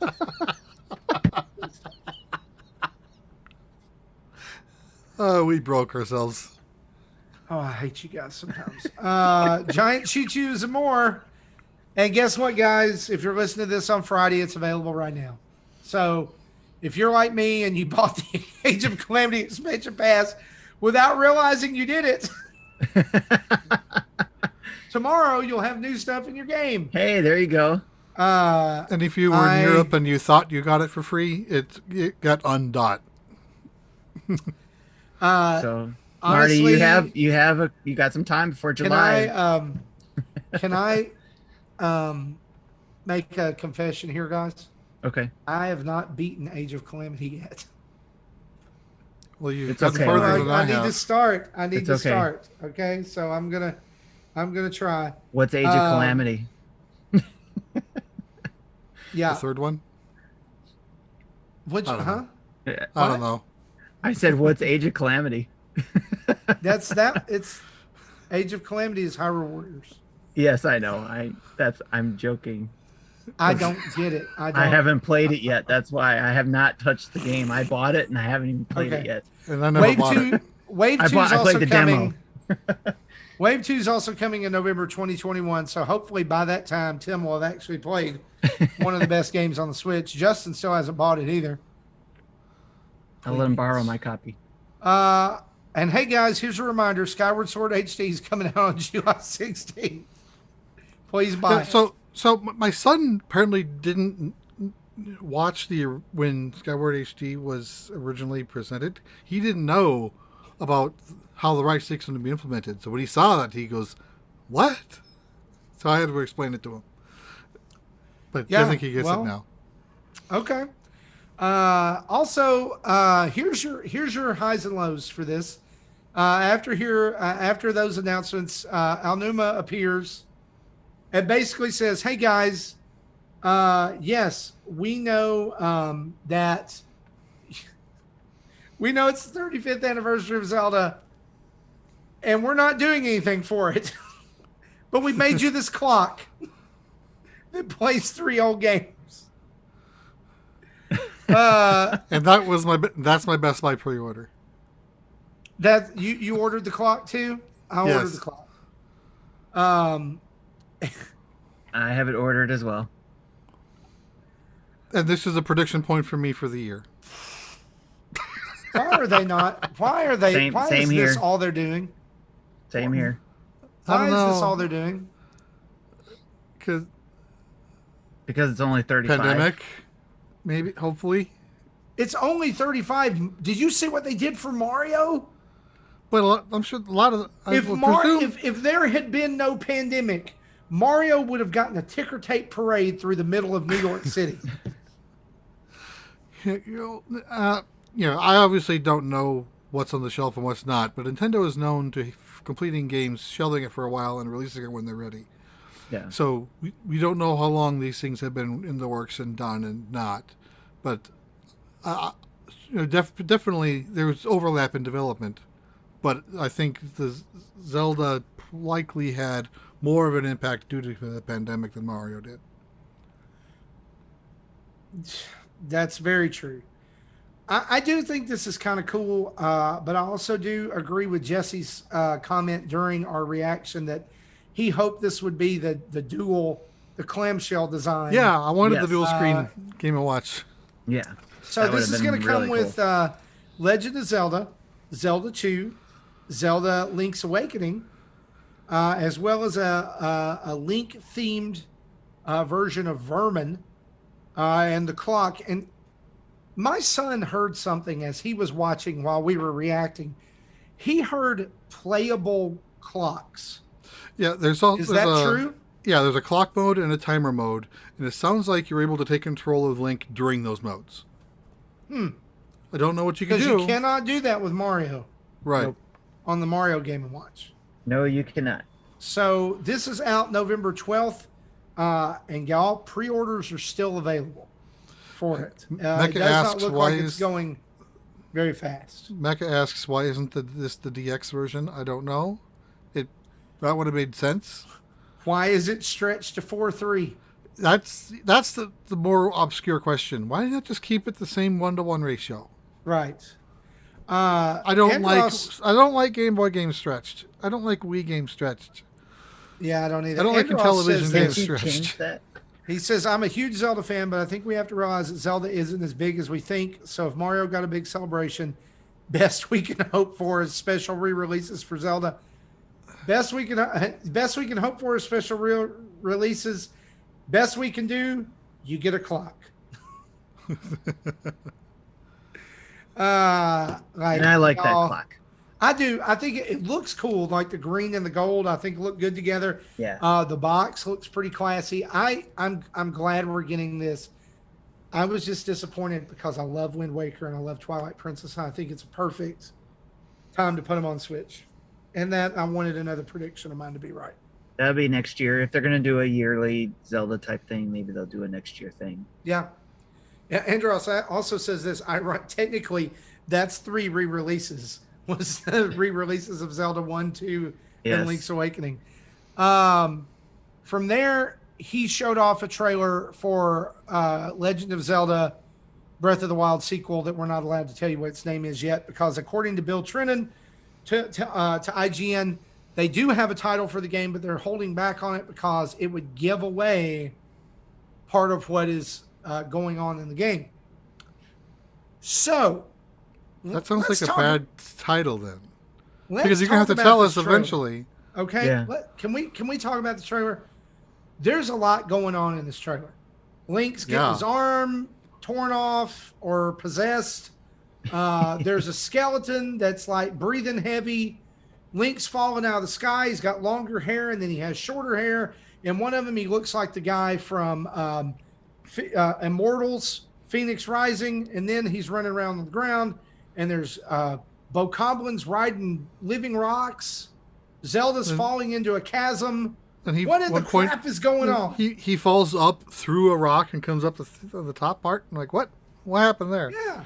And like he made his own little He portal does through the rock. reverse. He does reverse stasis. Yeah. And then at the end, it's like a time rewind. yeah, and then at the end, they hit you with the castle lifting into the air and this weird off-sounding, Yeah, like backward like playing backwards, something noise. like the notes are backwards. Yeah. Apparently, is that someone Zelda, did. like those, the lullaby or whatever. I always forget the names of the songs. Yeah, someone apparently did play the trailer backwards, and it is a song from the original Breath of the Wild. Okay. Yeah, and then there's these weird voices when it's lifted out of the ground. And it's like, Yeah, I don't know. I don't know what the voices said. Y'all.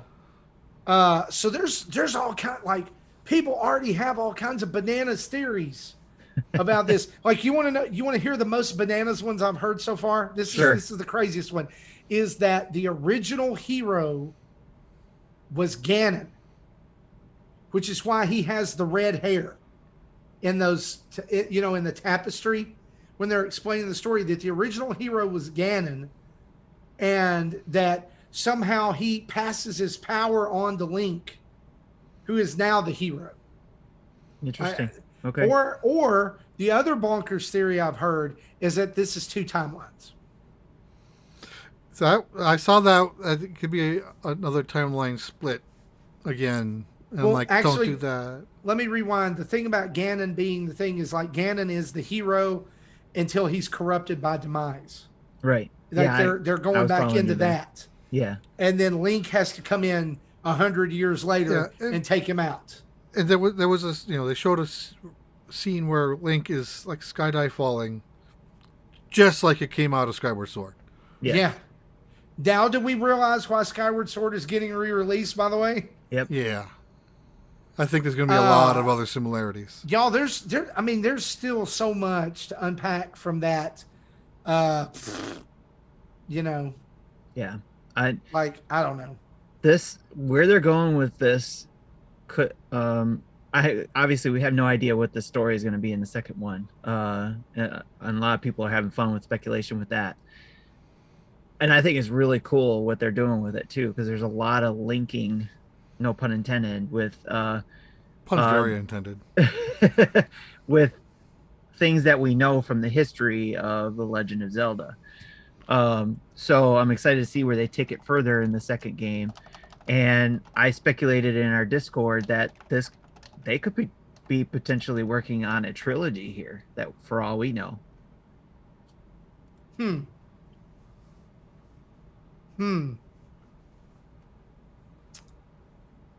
That's true. And I wonder if, because I haven't finished it, if there's some answers in, like, if there's some things hidden in Age of Calamity that call out to this that we don't know yet.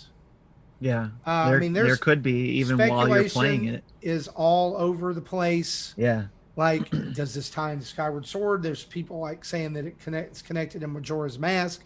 Some people are saying the other most bonkers theory that I heard was that the sprite of Link, or the character model of Link that we see falling through the sky, is so different than the one that's on the ground, right? Yeah. Where he's in like the blue tunic and the pants and everything. And that is, this is Nintendo specifically doctored the footage to use that character model to hide that being Zelda. And that Link is in the sky and Zelda is on the ground. Okay. Sure.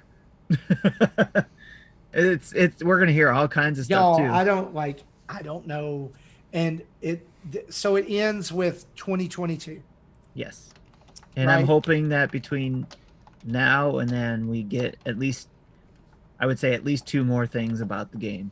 Oh, I'm in our own direct and this the Game is Award. March. This is March 2022. I'm really feeling they're gonna try to line them up, right? Yeah. March 2017, March 2022. Yeah. We speculate. We were all speculating on that. A while ago. I mentioned that back in episode 326. In fact. Yeah. So guys, that was their E3.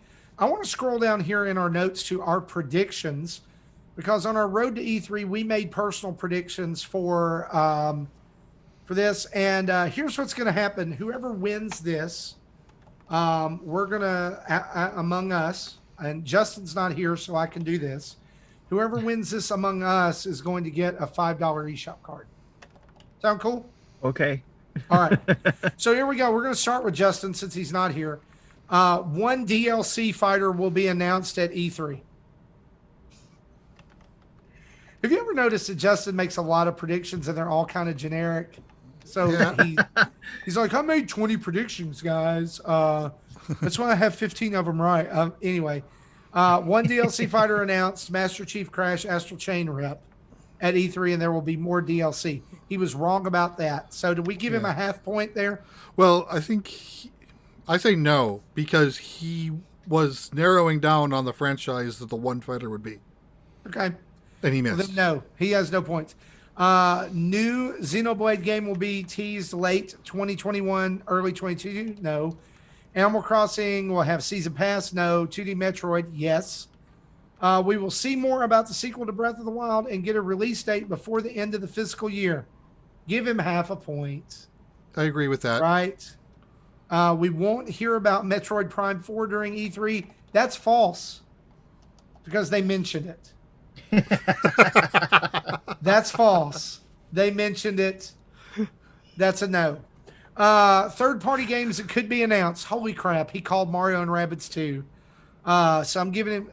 and Life is Strange. And Life is Strange. Give him half a point there. Pikmin 4 announced. No. Mario Kart 9 this holiday. It says here, Tim disagrees, but will buy for Justin if he's right. No. I don't have to buy Mario Kart 9. More cloud games announced. He's right about that. He said the possible candidates were Assassin's Creed, Jedi Fallen Order, or Marvel's Avengers. Well, we got Marvel. It was just Guardians of the Galaxy. Yeah. Right. Master Chief Collection announced for Switch. No. Nintendo Axe Mother 3 in some way. What does that mean? Acknowledge. Oh, no. And Mega Man 12 announced. Did he also? Okay, no, he didn't call that. That's not a prediction. Let's move on to, I'm just scrolling up here. Tim, new WarioWare game announced. Yes. They will celebrate the 35th Zelda anniversary, but it won't be as much as Mario's. Yes. 4 Swords for Nintendo Switch Online. Wrong. 2D Metroid. Yes. Breath of the Wild will release with upgraded Switch in spring 2022. We want to give him a half a point for that. Yeah. I'm okay with that, since it hasn't been proven false yet. Yeah. Another 3DS game will get ported to the Switch. No. Rhythm Heaven? No. Arkham Collection? No. No Mario Kart 9? Yes. More cloud games announced? Yes. Steam app for Switch to allow streaming of Steam Library? No. Switch UI update announced? No. And then Nintendo, we're not giving you points for these. Well, no. Square Enix releases. We're not giving you points for these. They're not Nintendo related. But you were right. But they're not being released on a Switch. Now, but here's the thing. They're not collections. They're individual releases. So you're kind of right, but you're also kind of wrong. No, I thought it was a collection. No, they'll be individually. Tim also purchased. predicted new BioShock game and new Spiral game announced. So for Nintendo. Tim, that is 1, 2, 3, 4.5. Justin got 2, 1, 1.5, 2.5, 2.5. So Tim, you're winning right now. Winning. Jesse says the final 2 DLC fighters for Super Smash Bros. Ultimate will be revealed with a hint that there will be no more DLC in the future. No. I want to see either a new 2D based Zelda or a remaster of Minish Cap. No. Metroid, yes. We will see more about the sequel to the Breath of the Wild and get a release window before the end of the fiscal year. Yes. Half right. We'll see more about Metroid Prime 4, but not a nearby release date. No. No Mario Kart 9. Yes, you got that right. Nintendo. Amico will finally show off what their physical media is and how it works. Did they do that? They did not. Well, then you've got 1, 2, 2.5 points. So you and Justin are tied for second place. My predictions, I only had 1, 2, 3, 4, 5 predictions, 6 predictions. ARMS 2 will be revealed. No. 2D Metroid game of some kind. Yes. Mario Kart 8 DLC or Mario Kart 9. No. Doom Guy makes it into Smash. No. Wind Waker and Twilight Princess HD Collection. No. Ends with the trailer for Breath of the Wild 2 with a release date. Yes. So I got 2 points. The winner of a $5 eShop card, Tim, give yourself a hand. Yay. Yay. You are good at predicting things. Nobody's really good at predicting things. That's why we. It was always fun. It's always that's fun. why we don't have a. That's why we don't have a Switch Pro yet. A couple other little E3 tidbits here and other release things. I'm just gonna skip to this one. Jesse, Doki Doki Literature Club Plus is coming to Switch on June 30th. I am so happy. And I pre-ordered it. Can I say this? Can we say this right here very seriously? Kids don't need to play this game. Yeah. Definitely. Yeah, we're saying that on every channel and every possibility. Kids do not. Don't Don't be deceived by the trailer. Do not be deceived by the trailer. So yeah, Marty, you've played it or know of the game? I read the plot on Wikipedia. Okay. So yeah. Yeah. So I'm gonna say, if y'all planning to play this, don't spoil yourself because that ruins half the fun. Yes. Yeah, it does. I did not spoil myself. I did watch the trailer, and I heard everybody say, "Don't let kids watch it." And I'm watching the trailer. I'm like, they're saying confusing things, like that it's a thriller, or it's the scariest game I've ever played. It was one of the box quotes. But it's all this cutesy pink and white animation stuff going on, anime stuff going on, and I'm like, my brain is like, don't fall for it, Tim. It's like, what is going on here? Yeah. So it's not ruined myself, so I'm not gonna play it. But I won't. Yeah, don't let your kids play this. Else. Don't let your kids watch you play it. Okay. No. Don't. I have it pre-ordered. It's going to be downloaded on my Switch, so there's no kids gonna be playing it. Yeah, I'm buying this digitally to play it, and I bought the physical edition as well. Nice. I bought 2. I'll give one to my kid. There you go. Now, I mean, like, so if my kids have all three of my kids are older. All three of my kids have already played the original game, so that's different. But yeah. So. Yep. Okay. Yeah, I am so happy. Take it from Uncle Jesse. Kids don't need to play this game. I really want to stream this, but I'm not even going to stream it because that will spoil it for anyone else who wants to play it. Yeah. And I don't want to risk younger people watching the stream. True. Yeah. Today, prior to our recording, Pokemon Unite news was released. The Nintendo Switch version launches in July ahead of the mobile version, which will be released in September. Cross-platform play is planned, and if you log in with your Nintendo account or Trainer Club account, you'll be able to use your game data on any device. That's pretty cool. And that, just to refresh us here, that's the Pokemon MOBA, right? Yes. Okay, so multiplayer online battle arena. Your guess is as good as mine. What MOBA stands for? I guess. I don't know. I'm just making up words over here. Also, I want to throw here, there's lots of people I saw on Twitter over the last few days, lots of people saying, nobody really wins E3. That's really childish to say. Nintendo won. I don't care. You know how I know that? Because here we go. 3.1 million people, according to Stream Hatchet, watched Nintendo's E3 presentation, which makes it the presentation with the highest viewership. Xbox was second with 2.3 million, followed by Ubisoft at 1.4 million, Square Enix at 1.3, Devolver Digital at 1.1, and Capcom at 4, meaning it was just us who watched it and put ourselves through that 30 minutes of crap. So That's correct. With that being said, guys, let's move on and talk about some events.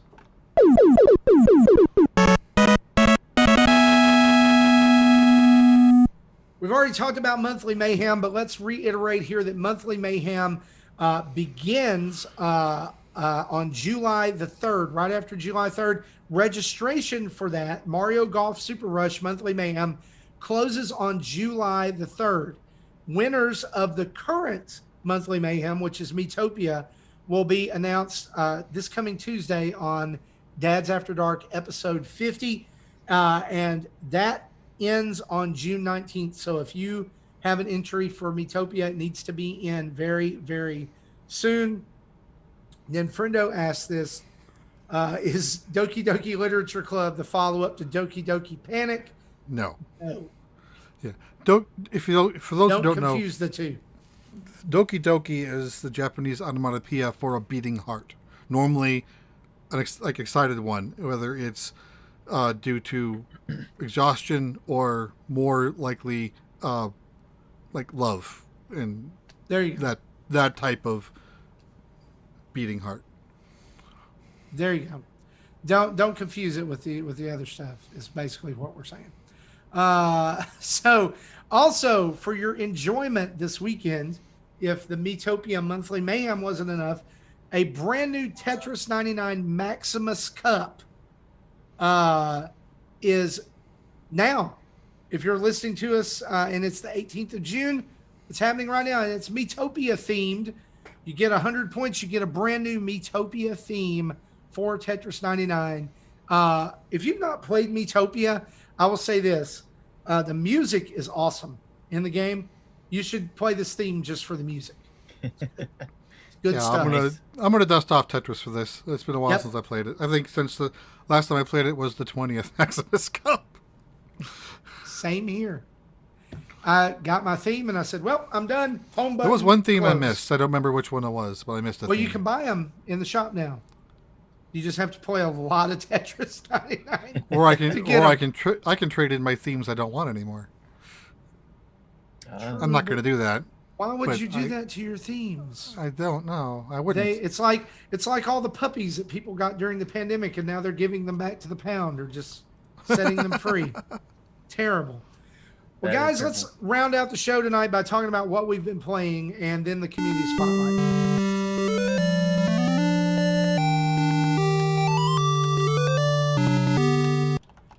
We just acknowledged Zelda more than Nintendo did at E3. Let's talk about what we've been playing. Tim, hang on. I'm looking here. Tim's just been playing one game? Yes. Just one game? Just one I had time for. Tell us about it, Tim. So I've been playing a game called Wave Break. Have you guys seen anything about this game? No. Okay. Well, it's essentially you're a bear in a speedboat that does tricks in it like Tony Hawk. And it's set in the 80s with a Miami Vice theme. Okay. You follow me there? All right. So is everyone wearing neon? It's a very neonish game. It's not wearing it, but there's a lot of people, like the bear I have, he's wearing a what is it, Crockett and Sonny or something like that? Was it? Yeah, Crockett, who had the white suit. He's got that type of thing with the pink t-shirt underneath the, suit jacket type thing. Yeah, that's what he's wearing. So, but yeah, it's kind of like the other skating game that I was playing. I can't remember at the moment. Let me look real quick. Gotta go to my list of skating games, and Skate City. That's right. The other one I was trying out there, where you can do Skate City was a 2D scroller, side scroller skating game, but the thing that was similar between this and the Wave Break game is that you get boards that you have to complete objectives on. So you get a list of objectives that you have to complete, and you get rewarded for that, and then you can take those rewards, which is money, and be able to upgrade your boat, or buy a new boat, or buy your new clothes, or whatever. You also, when you earn rewards, you gain levels to be able to open up the next campaign or next board in the campaign. Oh, I forgot to add one other mechanic in the game. You can actually, while you're doing these tricks in the boats and stuff, you can actually pick up guns and shoot things on the board with your guns that you need to shoot. Because So it's a Miami Vice type thing where you got... instead of Link's crossbow training on horseback, we have bears with guns on boats. On boats, yes. You have to try to shoot things while you're doing tricks and stuff. Now, the other day, Justin asked, "Hey, how's Wave Break going?" And I'm like, "It's cool, but I'm having a hard time with controlling this thing and getting anywhere in this game." Like I told him, okay, I'm gonna have, every time I go to play it, it's late at night or whatever, and maybe I'm not concentrating enough or something like that. But I can't seem to get at some of these objectives. Like there's a couple objectives where you have to collect letters throughout the board, and and each board has a time limit too. So you have to collect these things, not all at once. You can, each time you go at collecting things, you scratch it off your objectives list and you move up on your level board and you're done with that particular objective. So you could go for collecting all of these objectives if you want. But there was one I guess I've been trying really hard at getting. It was basically grinding on some beams to collect the letters to the word combo. And I have to collect each letter, and each pole or each object I have to grind, it curves. So I've been having a hard time trying to figure out how I grind without falling off and jumping to the next beam to get to the next letter. And so, and ignoring all the objectives because I'm trying to figure out this one mechanic for grinding and collecting these other things. But there's things like, collecting the letters, find all the cash. So there's like cash icons floating around in different parts of the board that you can go find, and then you collect them. And if you collect all the cash, then you get that reward. They have another thing called Find the Perv magazines. So, for those high wankers we were talking about earlier. So, right, Marty? Anyways, so you can collect those. Then there's like grab, do certain moves. So you can like do a grab off the northwest kicker, 360 grab out of the southeast window, do all those type of things. So those are objectives you can learn, and there's others that you can unlock. And then again, as you collect rewards, you unlock another stage within the campaign. So I'm still learning more about this game. I was thinking of jumping on a stream to do it at some point, but again, I've been having a hard time with controls, not just with the grinding, but just it's water mechanics. So you're trying to do tricks in water. So you're trying to find some ramps and things to do tricks on. And then there's even platforms you can get on that I'm having a hard time trying to get to in the first place in order to start collecting some of the collectible things. So it's not anything on the game. I don't feel like it's the game. It's me as the player just trying to get used to it. So I'm trying to give it its due and try to keep going at it to see if I can get to a certain point to then be able to start sharing what I'm experiencing. But so Tim, what I hear you saying here is you suck. Yes, I suck at this game. Okay. Yes. I mean, that's cool. So I mean, I said it earlier about, you graciously sent me a copy of Returnal that you own because you don't have a PS5 and I do, and I wanted to try it out, and I heard mixed things, and I love the game. I love the atmosphere. I love everything about it. Controls fantastic. I suck at it. Right. Terrible. I can't even beat the first boss. Well, Marty, that Wave Break is the only thing I've been playing. So if you want to take over by talking about that game or going into what else you've been playing, go for it. Well, thank you for that segue. I've been playing Game Builder Garage, and I see that Jesse and I have actually been playing the same games. So Jesse, feel free to hop in here anytime. I've not put as much time into Game Builder Garage as the other game that I want to talk about, simply because the other game has absolutely captured any gaming attention and time that I have. Yeah, in fact, I haven't put much time into both of these games. For Game Builder Garage, I only so far have built the first game. Mm-hmm. I did that on a stream. I haven't even done that. Okay, so I did that on a stream, and then while I was on the stream, people were throwing codes at me. So I'm like, okay, I'll just load up these codes and play these games. Some of them were really cool. One of them is like a Doom Eternal type of game. Yeah. Did you play Minecraft 2? No, I don't think I did. You need to look up Minecraft 2. It's a guy, he did a video of it. It's absolutely hilarious. There's some other good ones in there too. But I like this game. But I think there's a miss here. And somebody pointed this out on one of the threads or tweets or forums I was reading, that if this game was created by Nintendo to teach kids or how to code, or to give them a love of coding, it's really, really, really wordy. Yeah. There's a lot of talking here. A lot. And there's no coding either. It's you're connecting nodes to objects that has code in the background that's hidden, and I don't think you can ever change that. Like, the first thing I thought of was, I'd love to change the jumping physics of this robot because I hate to jump. But I probably won't be able to do that. Sure. But I will say that I've seen some pretty incredible things being made with this. I've seen Super Mario Kart tracks being made with it. I've seen Earthbound being recreated in 3D in this. So what I'm really interested in is, it's kind of like when Mario Maker comes out, and like at first you're like, oh, cool, we can do this, this, and this, and this. But then there's people who take it like way further than you thought it could go.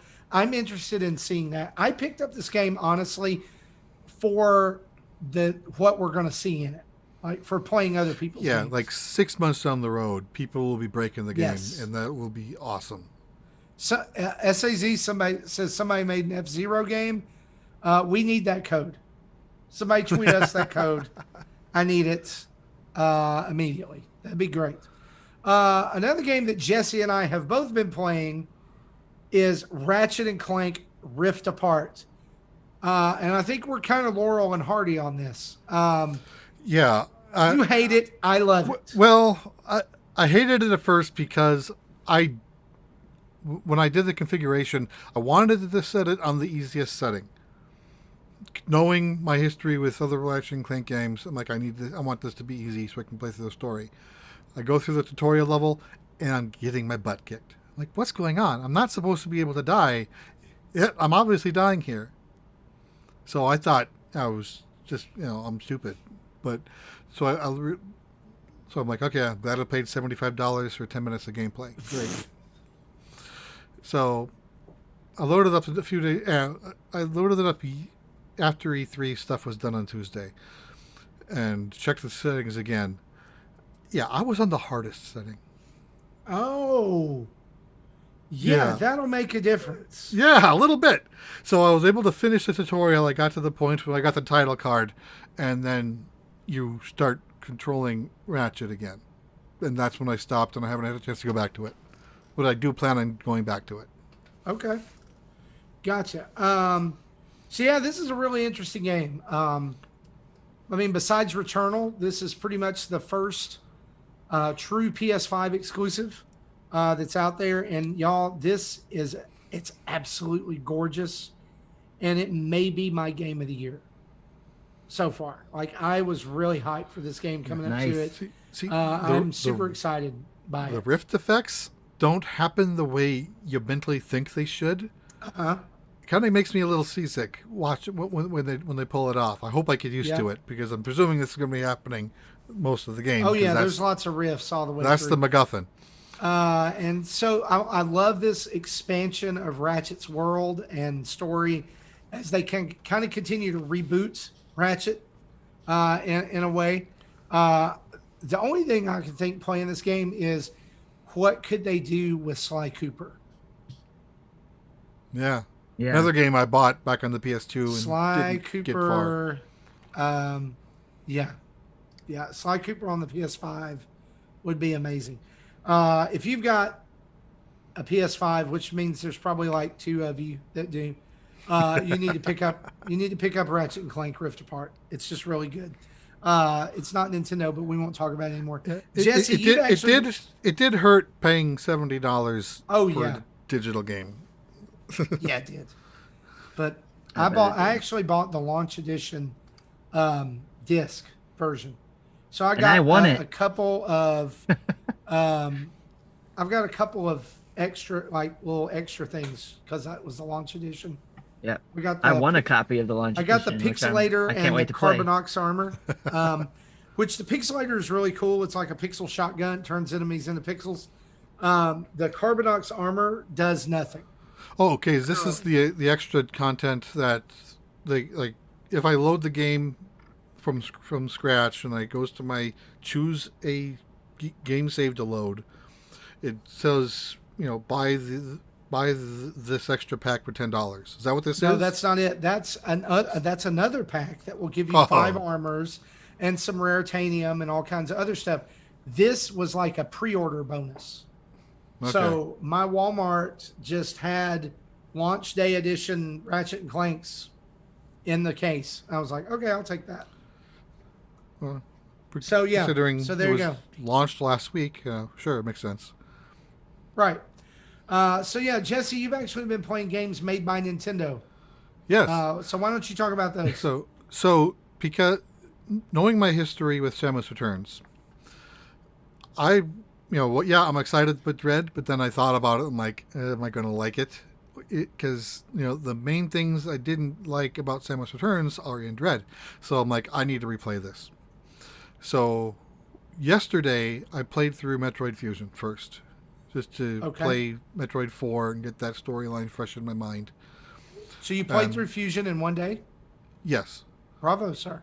Yeah, my time played was 3:38, 3:39. Wow. That doesn't count dying and reloading from save. So I think I really took about 5 hours to play it. But then my item collection was 53%. I'm like, I missed a lot of stuff. And if I ever went through with a guide to get 100% of the items, there's 3 bosses in the game that I hate. And I've always hated them, and I still hate them. But if I had all the energy tanks, they probably wouldn't be so bad. Are you talking about that stupid robot thing, the robot security guard? That's one of them. Oh, God, that was terrible. Are you also... Now, hang on. Which robot security guard are you talking about? Are you talking about the spider one? Like that climbs on the ceiling and the floor? And you have to climb on the ceiling? Or are you talking about the one where you have to blow its face off and then shoot its face? That's Nightmare, and yes. Ugh. And there is a spider enemy. That one I didn't have any problem with. Then there's a security robot that you fight twice, where the second time it's gotten upgraded. That's the one that I had. The second time is terrible. That's one I had a problem with. And then Neo Ridley, I had a hard time with him. Mm-hmm. Okay. Because after each boss fight, when you beat him, that's not over. You still have to beat the blob that spawns after that to get the reward. Mm-hmm. And if you're already got, all of your energy tanks drained and you've got 30 health left, you have to do it flawlessly. Otherwise, you have to do the whole fight over. Metroid Fusion's still the best Metroid game, though. Sorry. Yes, I agree. It has flaws, but that's the game I have had still the most fun with. Okay, then today I started playing Samus Returns. I'm not far into it. I'm maybe about an hour in. So I am not yet as far as I was when I tried playing it in 2017 and got stuck an hour and a half, 2 hours in. So I'll play. I plan on playing more of that this weekend, along with trying to get some Ratchet and Clank in. And then there's another game that just came out on the eShop today I want to play. So that's my weekends planned. Awesome. Well, guys, that's what we've been playing. Let's get to your questions of the community spotlights. Hey,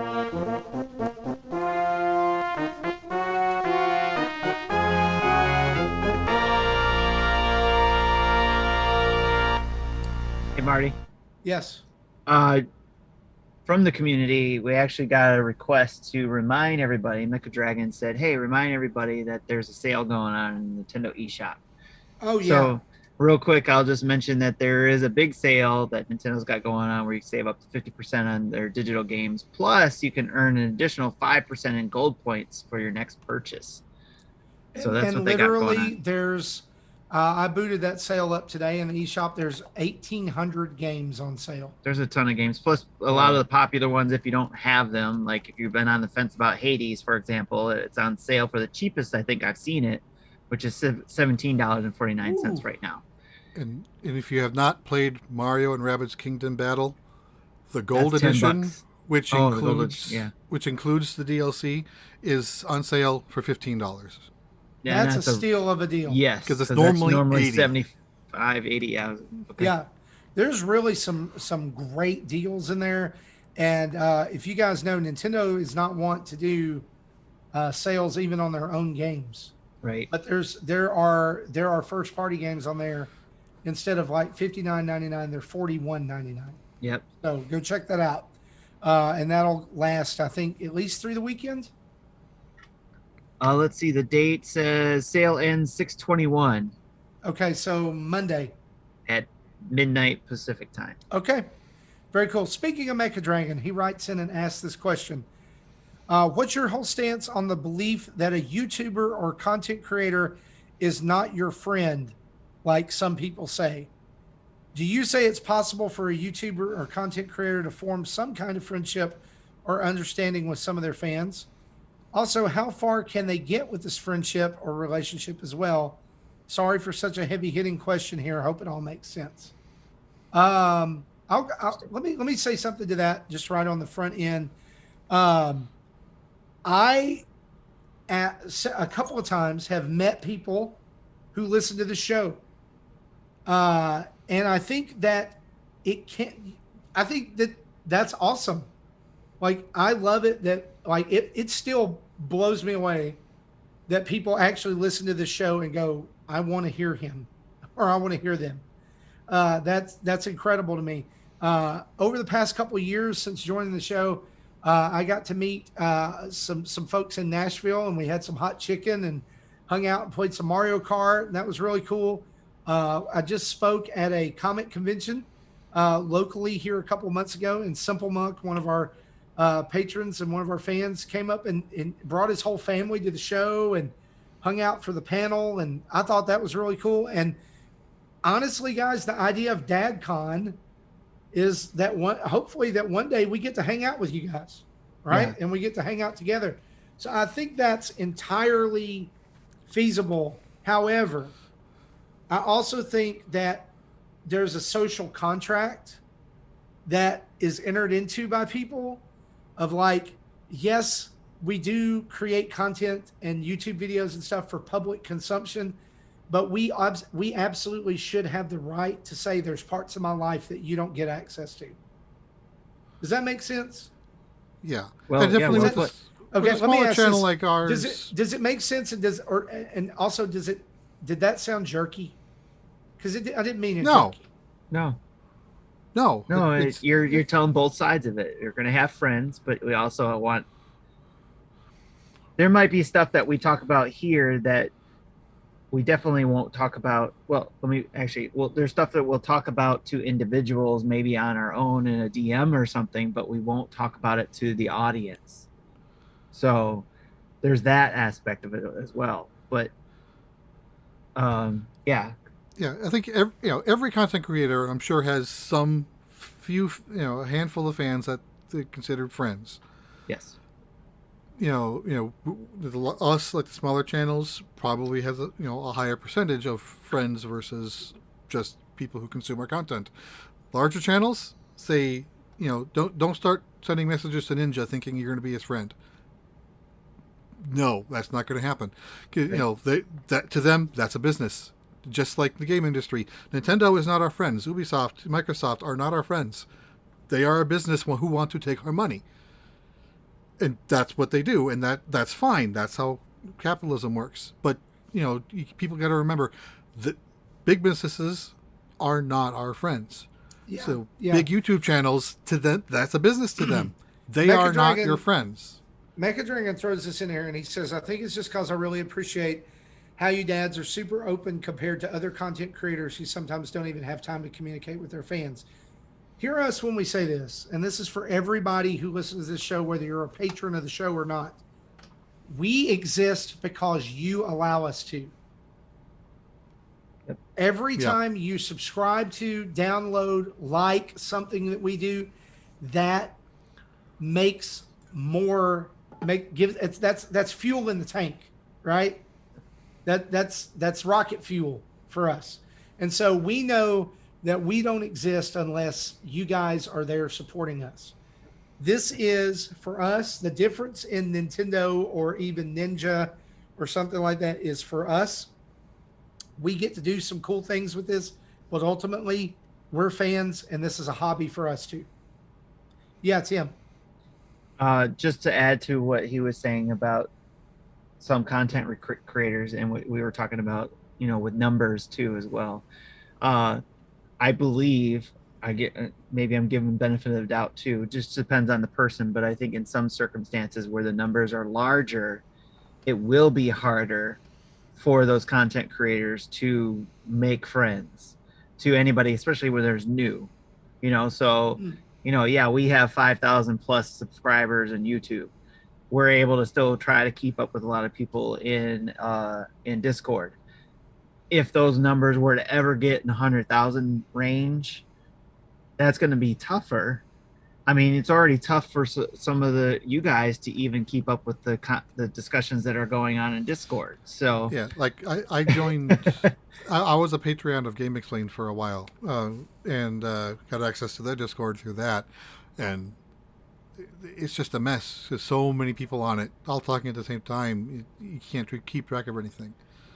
Yeah, it's really it's like it's almost like you have to have a DM open with somebody or something like that. Yeah. And then if you're Andre or some of those guys, like if you did DMs for people, eventually your job would be answering DMs. Yeah. And it's not that you don't want to interact with people. It's just I can see where that would become you can't interact with everyone rather than, and that's where people, I feel like, sometimes have to say, I really would like to do this, but I have to cut everybody off, right? Like, or I'm playing favorites or whatever.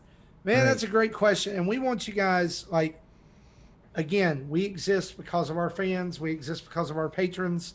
We exist because of people like you who just listen every week, or whatever you do, however you support us, whether it's a listen or $1 in Patreon or whatever.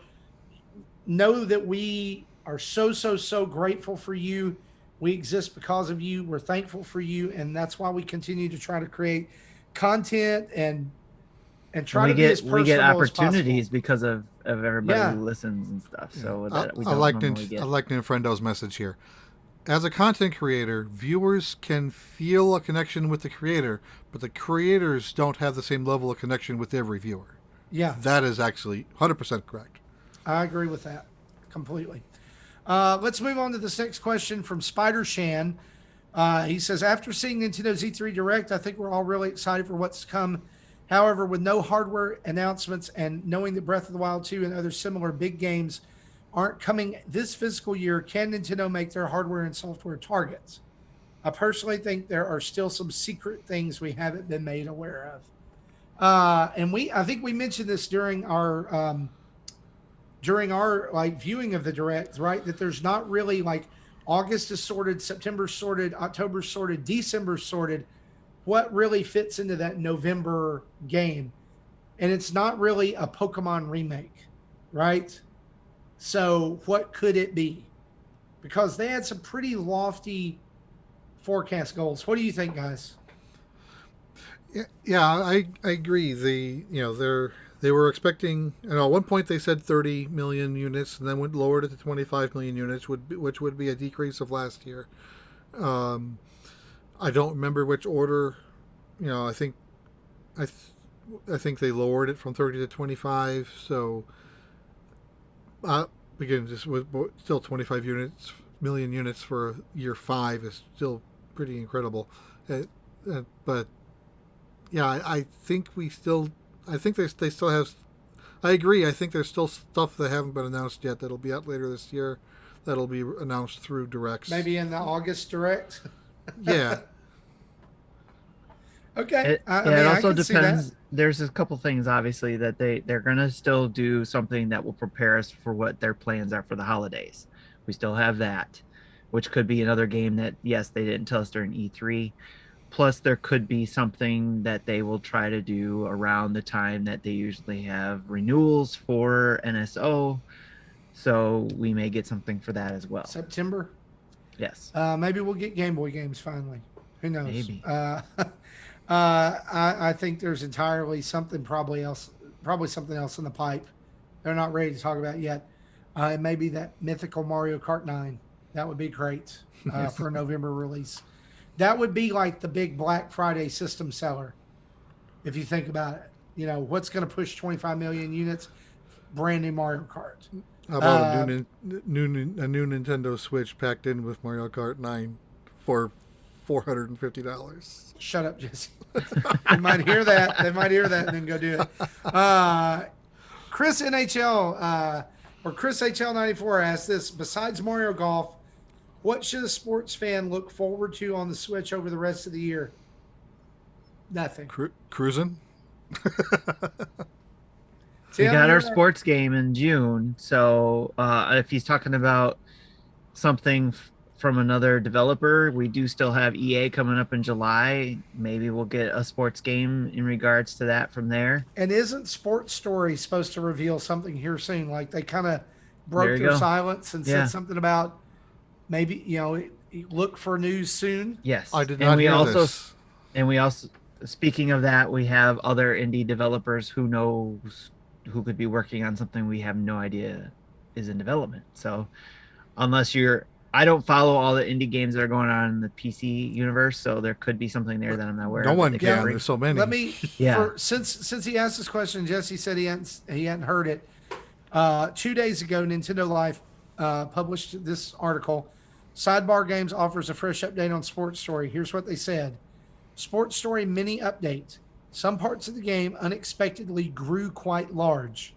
The tennis part now has a full career that spans multiple zones. We decided we had no choice but to see it through and look forward to sharing the results of our struggles. We think it was worth it.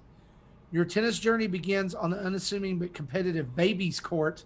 The lessons you learn here will prepare you for the ruthlessness you'll face in tennis school. And then it gives you there's a screenshot here of the babies playing tennis.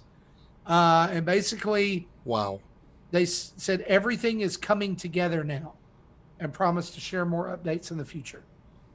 So hopefully that means, and to go back to the sale that's going on right now, Golf Story is 50% off right now. So if you're on the fence about Mario Golf and you still like a golf game, Golf Story's out there, and it's pretty good. It's a good story. It's pretty good. It's a good golf story. Right? Yes. Yeah. So we're waiting for EA to see what they might have, even though EA is for all of the gaming universe. We'll see if they have anything like they had before, where there's a section where they say, Switch, we're going to come out with 5 games in the next year or whatever, or 6 months. Yeah. So we'll see. We're crossing our fingers and toes for that NHL 94. Yes. For lots of people, right? Yes. Liam D asked this: seeing that we've normally had 5 years between each home console Zelda release, I'd say it's safe to say that Breath of the Wild 2 is that next game, and there isn't another 3D Zelda in development. This will be the first time that the series isn't getting a completely different iteration, i.e. Ocarina to Wind Waker to Twilight Princess. As excited as we all are to return to Breath of the Wild Hyrule, is anyone disappointed we won't be getting something completely new? Nope. No, because this looks awesome. I'm still wanting the new thing to be a 2D Zelda. Yeah, me too. I've liked the 3D Zeldas, but I still prefer the 2D. If I had to pick between a new 2D and a new 3D, I'd pick a new 2D. Me too. Tim, what about you? And this is the point where I was talking about, or it potentially that I mentioned this in Discord, that there could be potentially this could be a trilogy, just how big and expansive they've been going with the storyline of and the lore behind it that they're building to intertwine everything else we've known about the universe. So I'm excited about it, and I think it would be really cool if they were going to be doing a trilogy of this. Yeah. So. Or Mecha. I think where Nintendo Mecha Dragon's thinking is, how they had in Mario Odyssey, they had 2D parts that fit well. What if they did something like that with Zelda? I would not complain. No, not at all. Yeah. So let's move on to this last question here from Bruce. He asks us this. Hello, dads. Question for the show. What do you all think about the Amiibo pre-orders, or what do you all think that the Metroid Amiibo pre-order went crazy fast as opposed to the Cat Mario and Cat Peach? By the way, I got my pre-order in for Metroid Amiibo. Merci. I think it went like it did because we've been waiting 19 years for a Metroid. And they look really cool. Well, I don't think the Cat Mario and Cat Peach look dumb. No, I have them. Don't look as cool. I have them. They're not. I did not buy them. I did not get those. I did. Yeah, I don't have them near me, but yeah, they're still up there boxed. Tim, did you open yours? I always open my Amiibos. Are they fuzzy, or do they just look fuzzy? They look fuzzy. That would have been a perfect opportunity to have flocked Amiibo, right? Right. There you go. I think that would be strange. I mean, that's my serious thought. I think that like Cat Mario and Cat Peach, okay, we've been there, done that. This is brand new Samus, brand new suit, brand new character in the Metroid universe and the Emmys. We don't get Metroid Amiibo much at all. It's a 2-pack special thing. I think the Metroid hype is just crazy go nuts right now, right? It goes with these two, obviously, because these are from the Metroid universe. God, I love those Amiibo. So, those are my favorites. Because they have the blue base. So the new ones that have the blue base as well. So they're obviously not Smash related, but they're specifically meant for Metroid. So yeah, apparently in Japan the two Amiibos will be sold separately, and I might. They're also sold in a 2-pack as well. Okay, so I'm gonna say maybe hitting Play Asia might be something to try. Get the dust off of it. I saw on Amazon Japan that they had a super collection of the collector's edition game and the Amiibo for $120. Yeah, that's what I had pre-ordered and it came with a book, but the book will be in Japanese. So yeah, the book and the art card will both be in Japanese, but the game will be playable on any Switch. There's American or English language settings. Yeah, the game will be the game no matter what region you're in. So I had that, but then I canceled my pre-order because, again, good friend of the show, Solo Something. By the way, shout out to Solo Something for absolutely carrying the Metroid fans on the Discord the other day and giving us tips about when it was going to go live at GameStop in-store and all that. Bless you, sir. You're doing the Lord's work. Yes. And bless those two girls at GameStop when I descended on that place like a tornado, because I was like, I gotta know about the pre-orders right now. They're like, we don't know anything about it. I was like, you need to check your email. This guy and his friends say so. It was totally like one of those. My dad works at Nintendo, and he said, Right. You were and I like the kept thinking Tasmanian devil They were coming going to in. look at me and be like, "You're an idiot. Get out of here." Yeah. Bless their hearts, they kept trying. And here's the crazy part: I got the amiibo, and they weren't able to pull up the special edition. And so I'm leaving the store, and I'm like, "Well, I'll just get the special edition, later." And he's like, "No, it's up right now. I can see it. I'm standing right by the manager at my GameStop. Go, go, go!" And so I did a U-turn back into the parking lot, and went in, and yes. There you go. So I logged into PlayAsia. They have the North American 2-pack of Amiibo page, but it says soon, so it's not up for sale yet. But they have the Japanese versions of the 2 that Tim just showed from Samus Returns.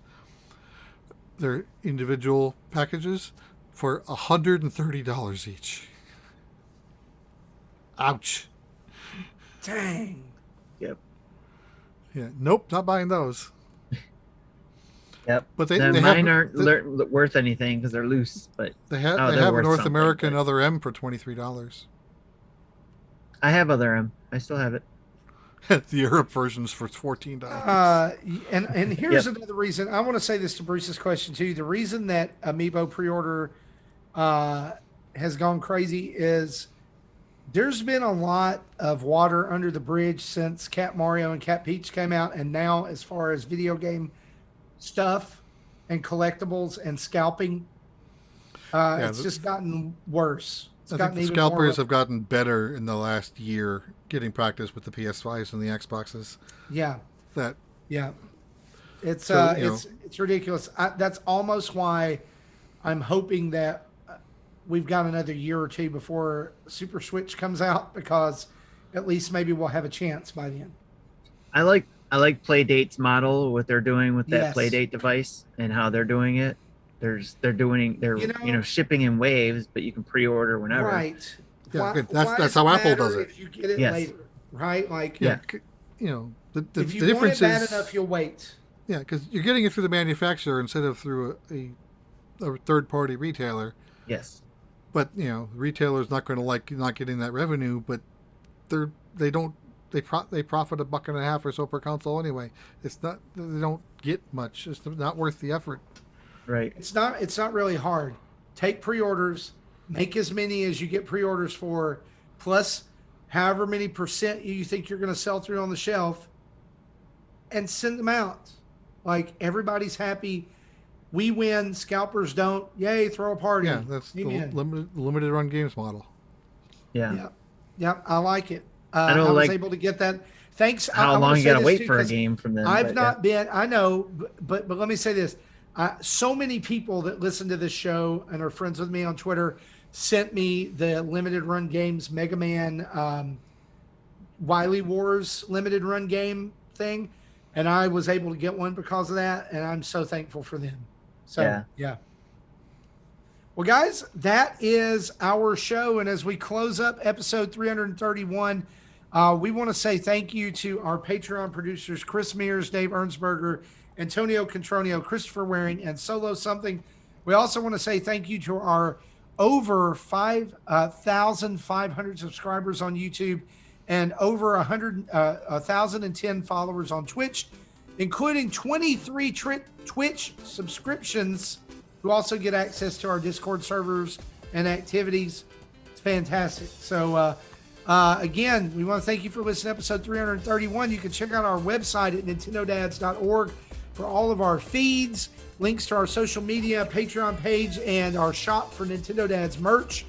And you can find us on the socials at most places. Just type in Nintendo Dads. Boom, we're there. You can email us at nintendodads@gmail.com or call in and leave a voicemail at 929-25-NDADS. That's 929-256-3237. We want to say a big thanks to OC Remix for the music used throughout the show, and remind you, head out to your podcast app of choice like CastBox, iTunes, Stitcher, Google Play Music, or Spotify, and leave us a 5-star review with some words, because guess what? That helps people find us, helps more people listen to the show, and they get to be friends with us too, just like you. You're spreading the good news. about Nintendo Dads everywhere you go by doing that. So for me, for Tim, for Jesse, this has been episode 331. We'll see you next week. Hope you have a good one. Bye-bye. Check you later, Pete.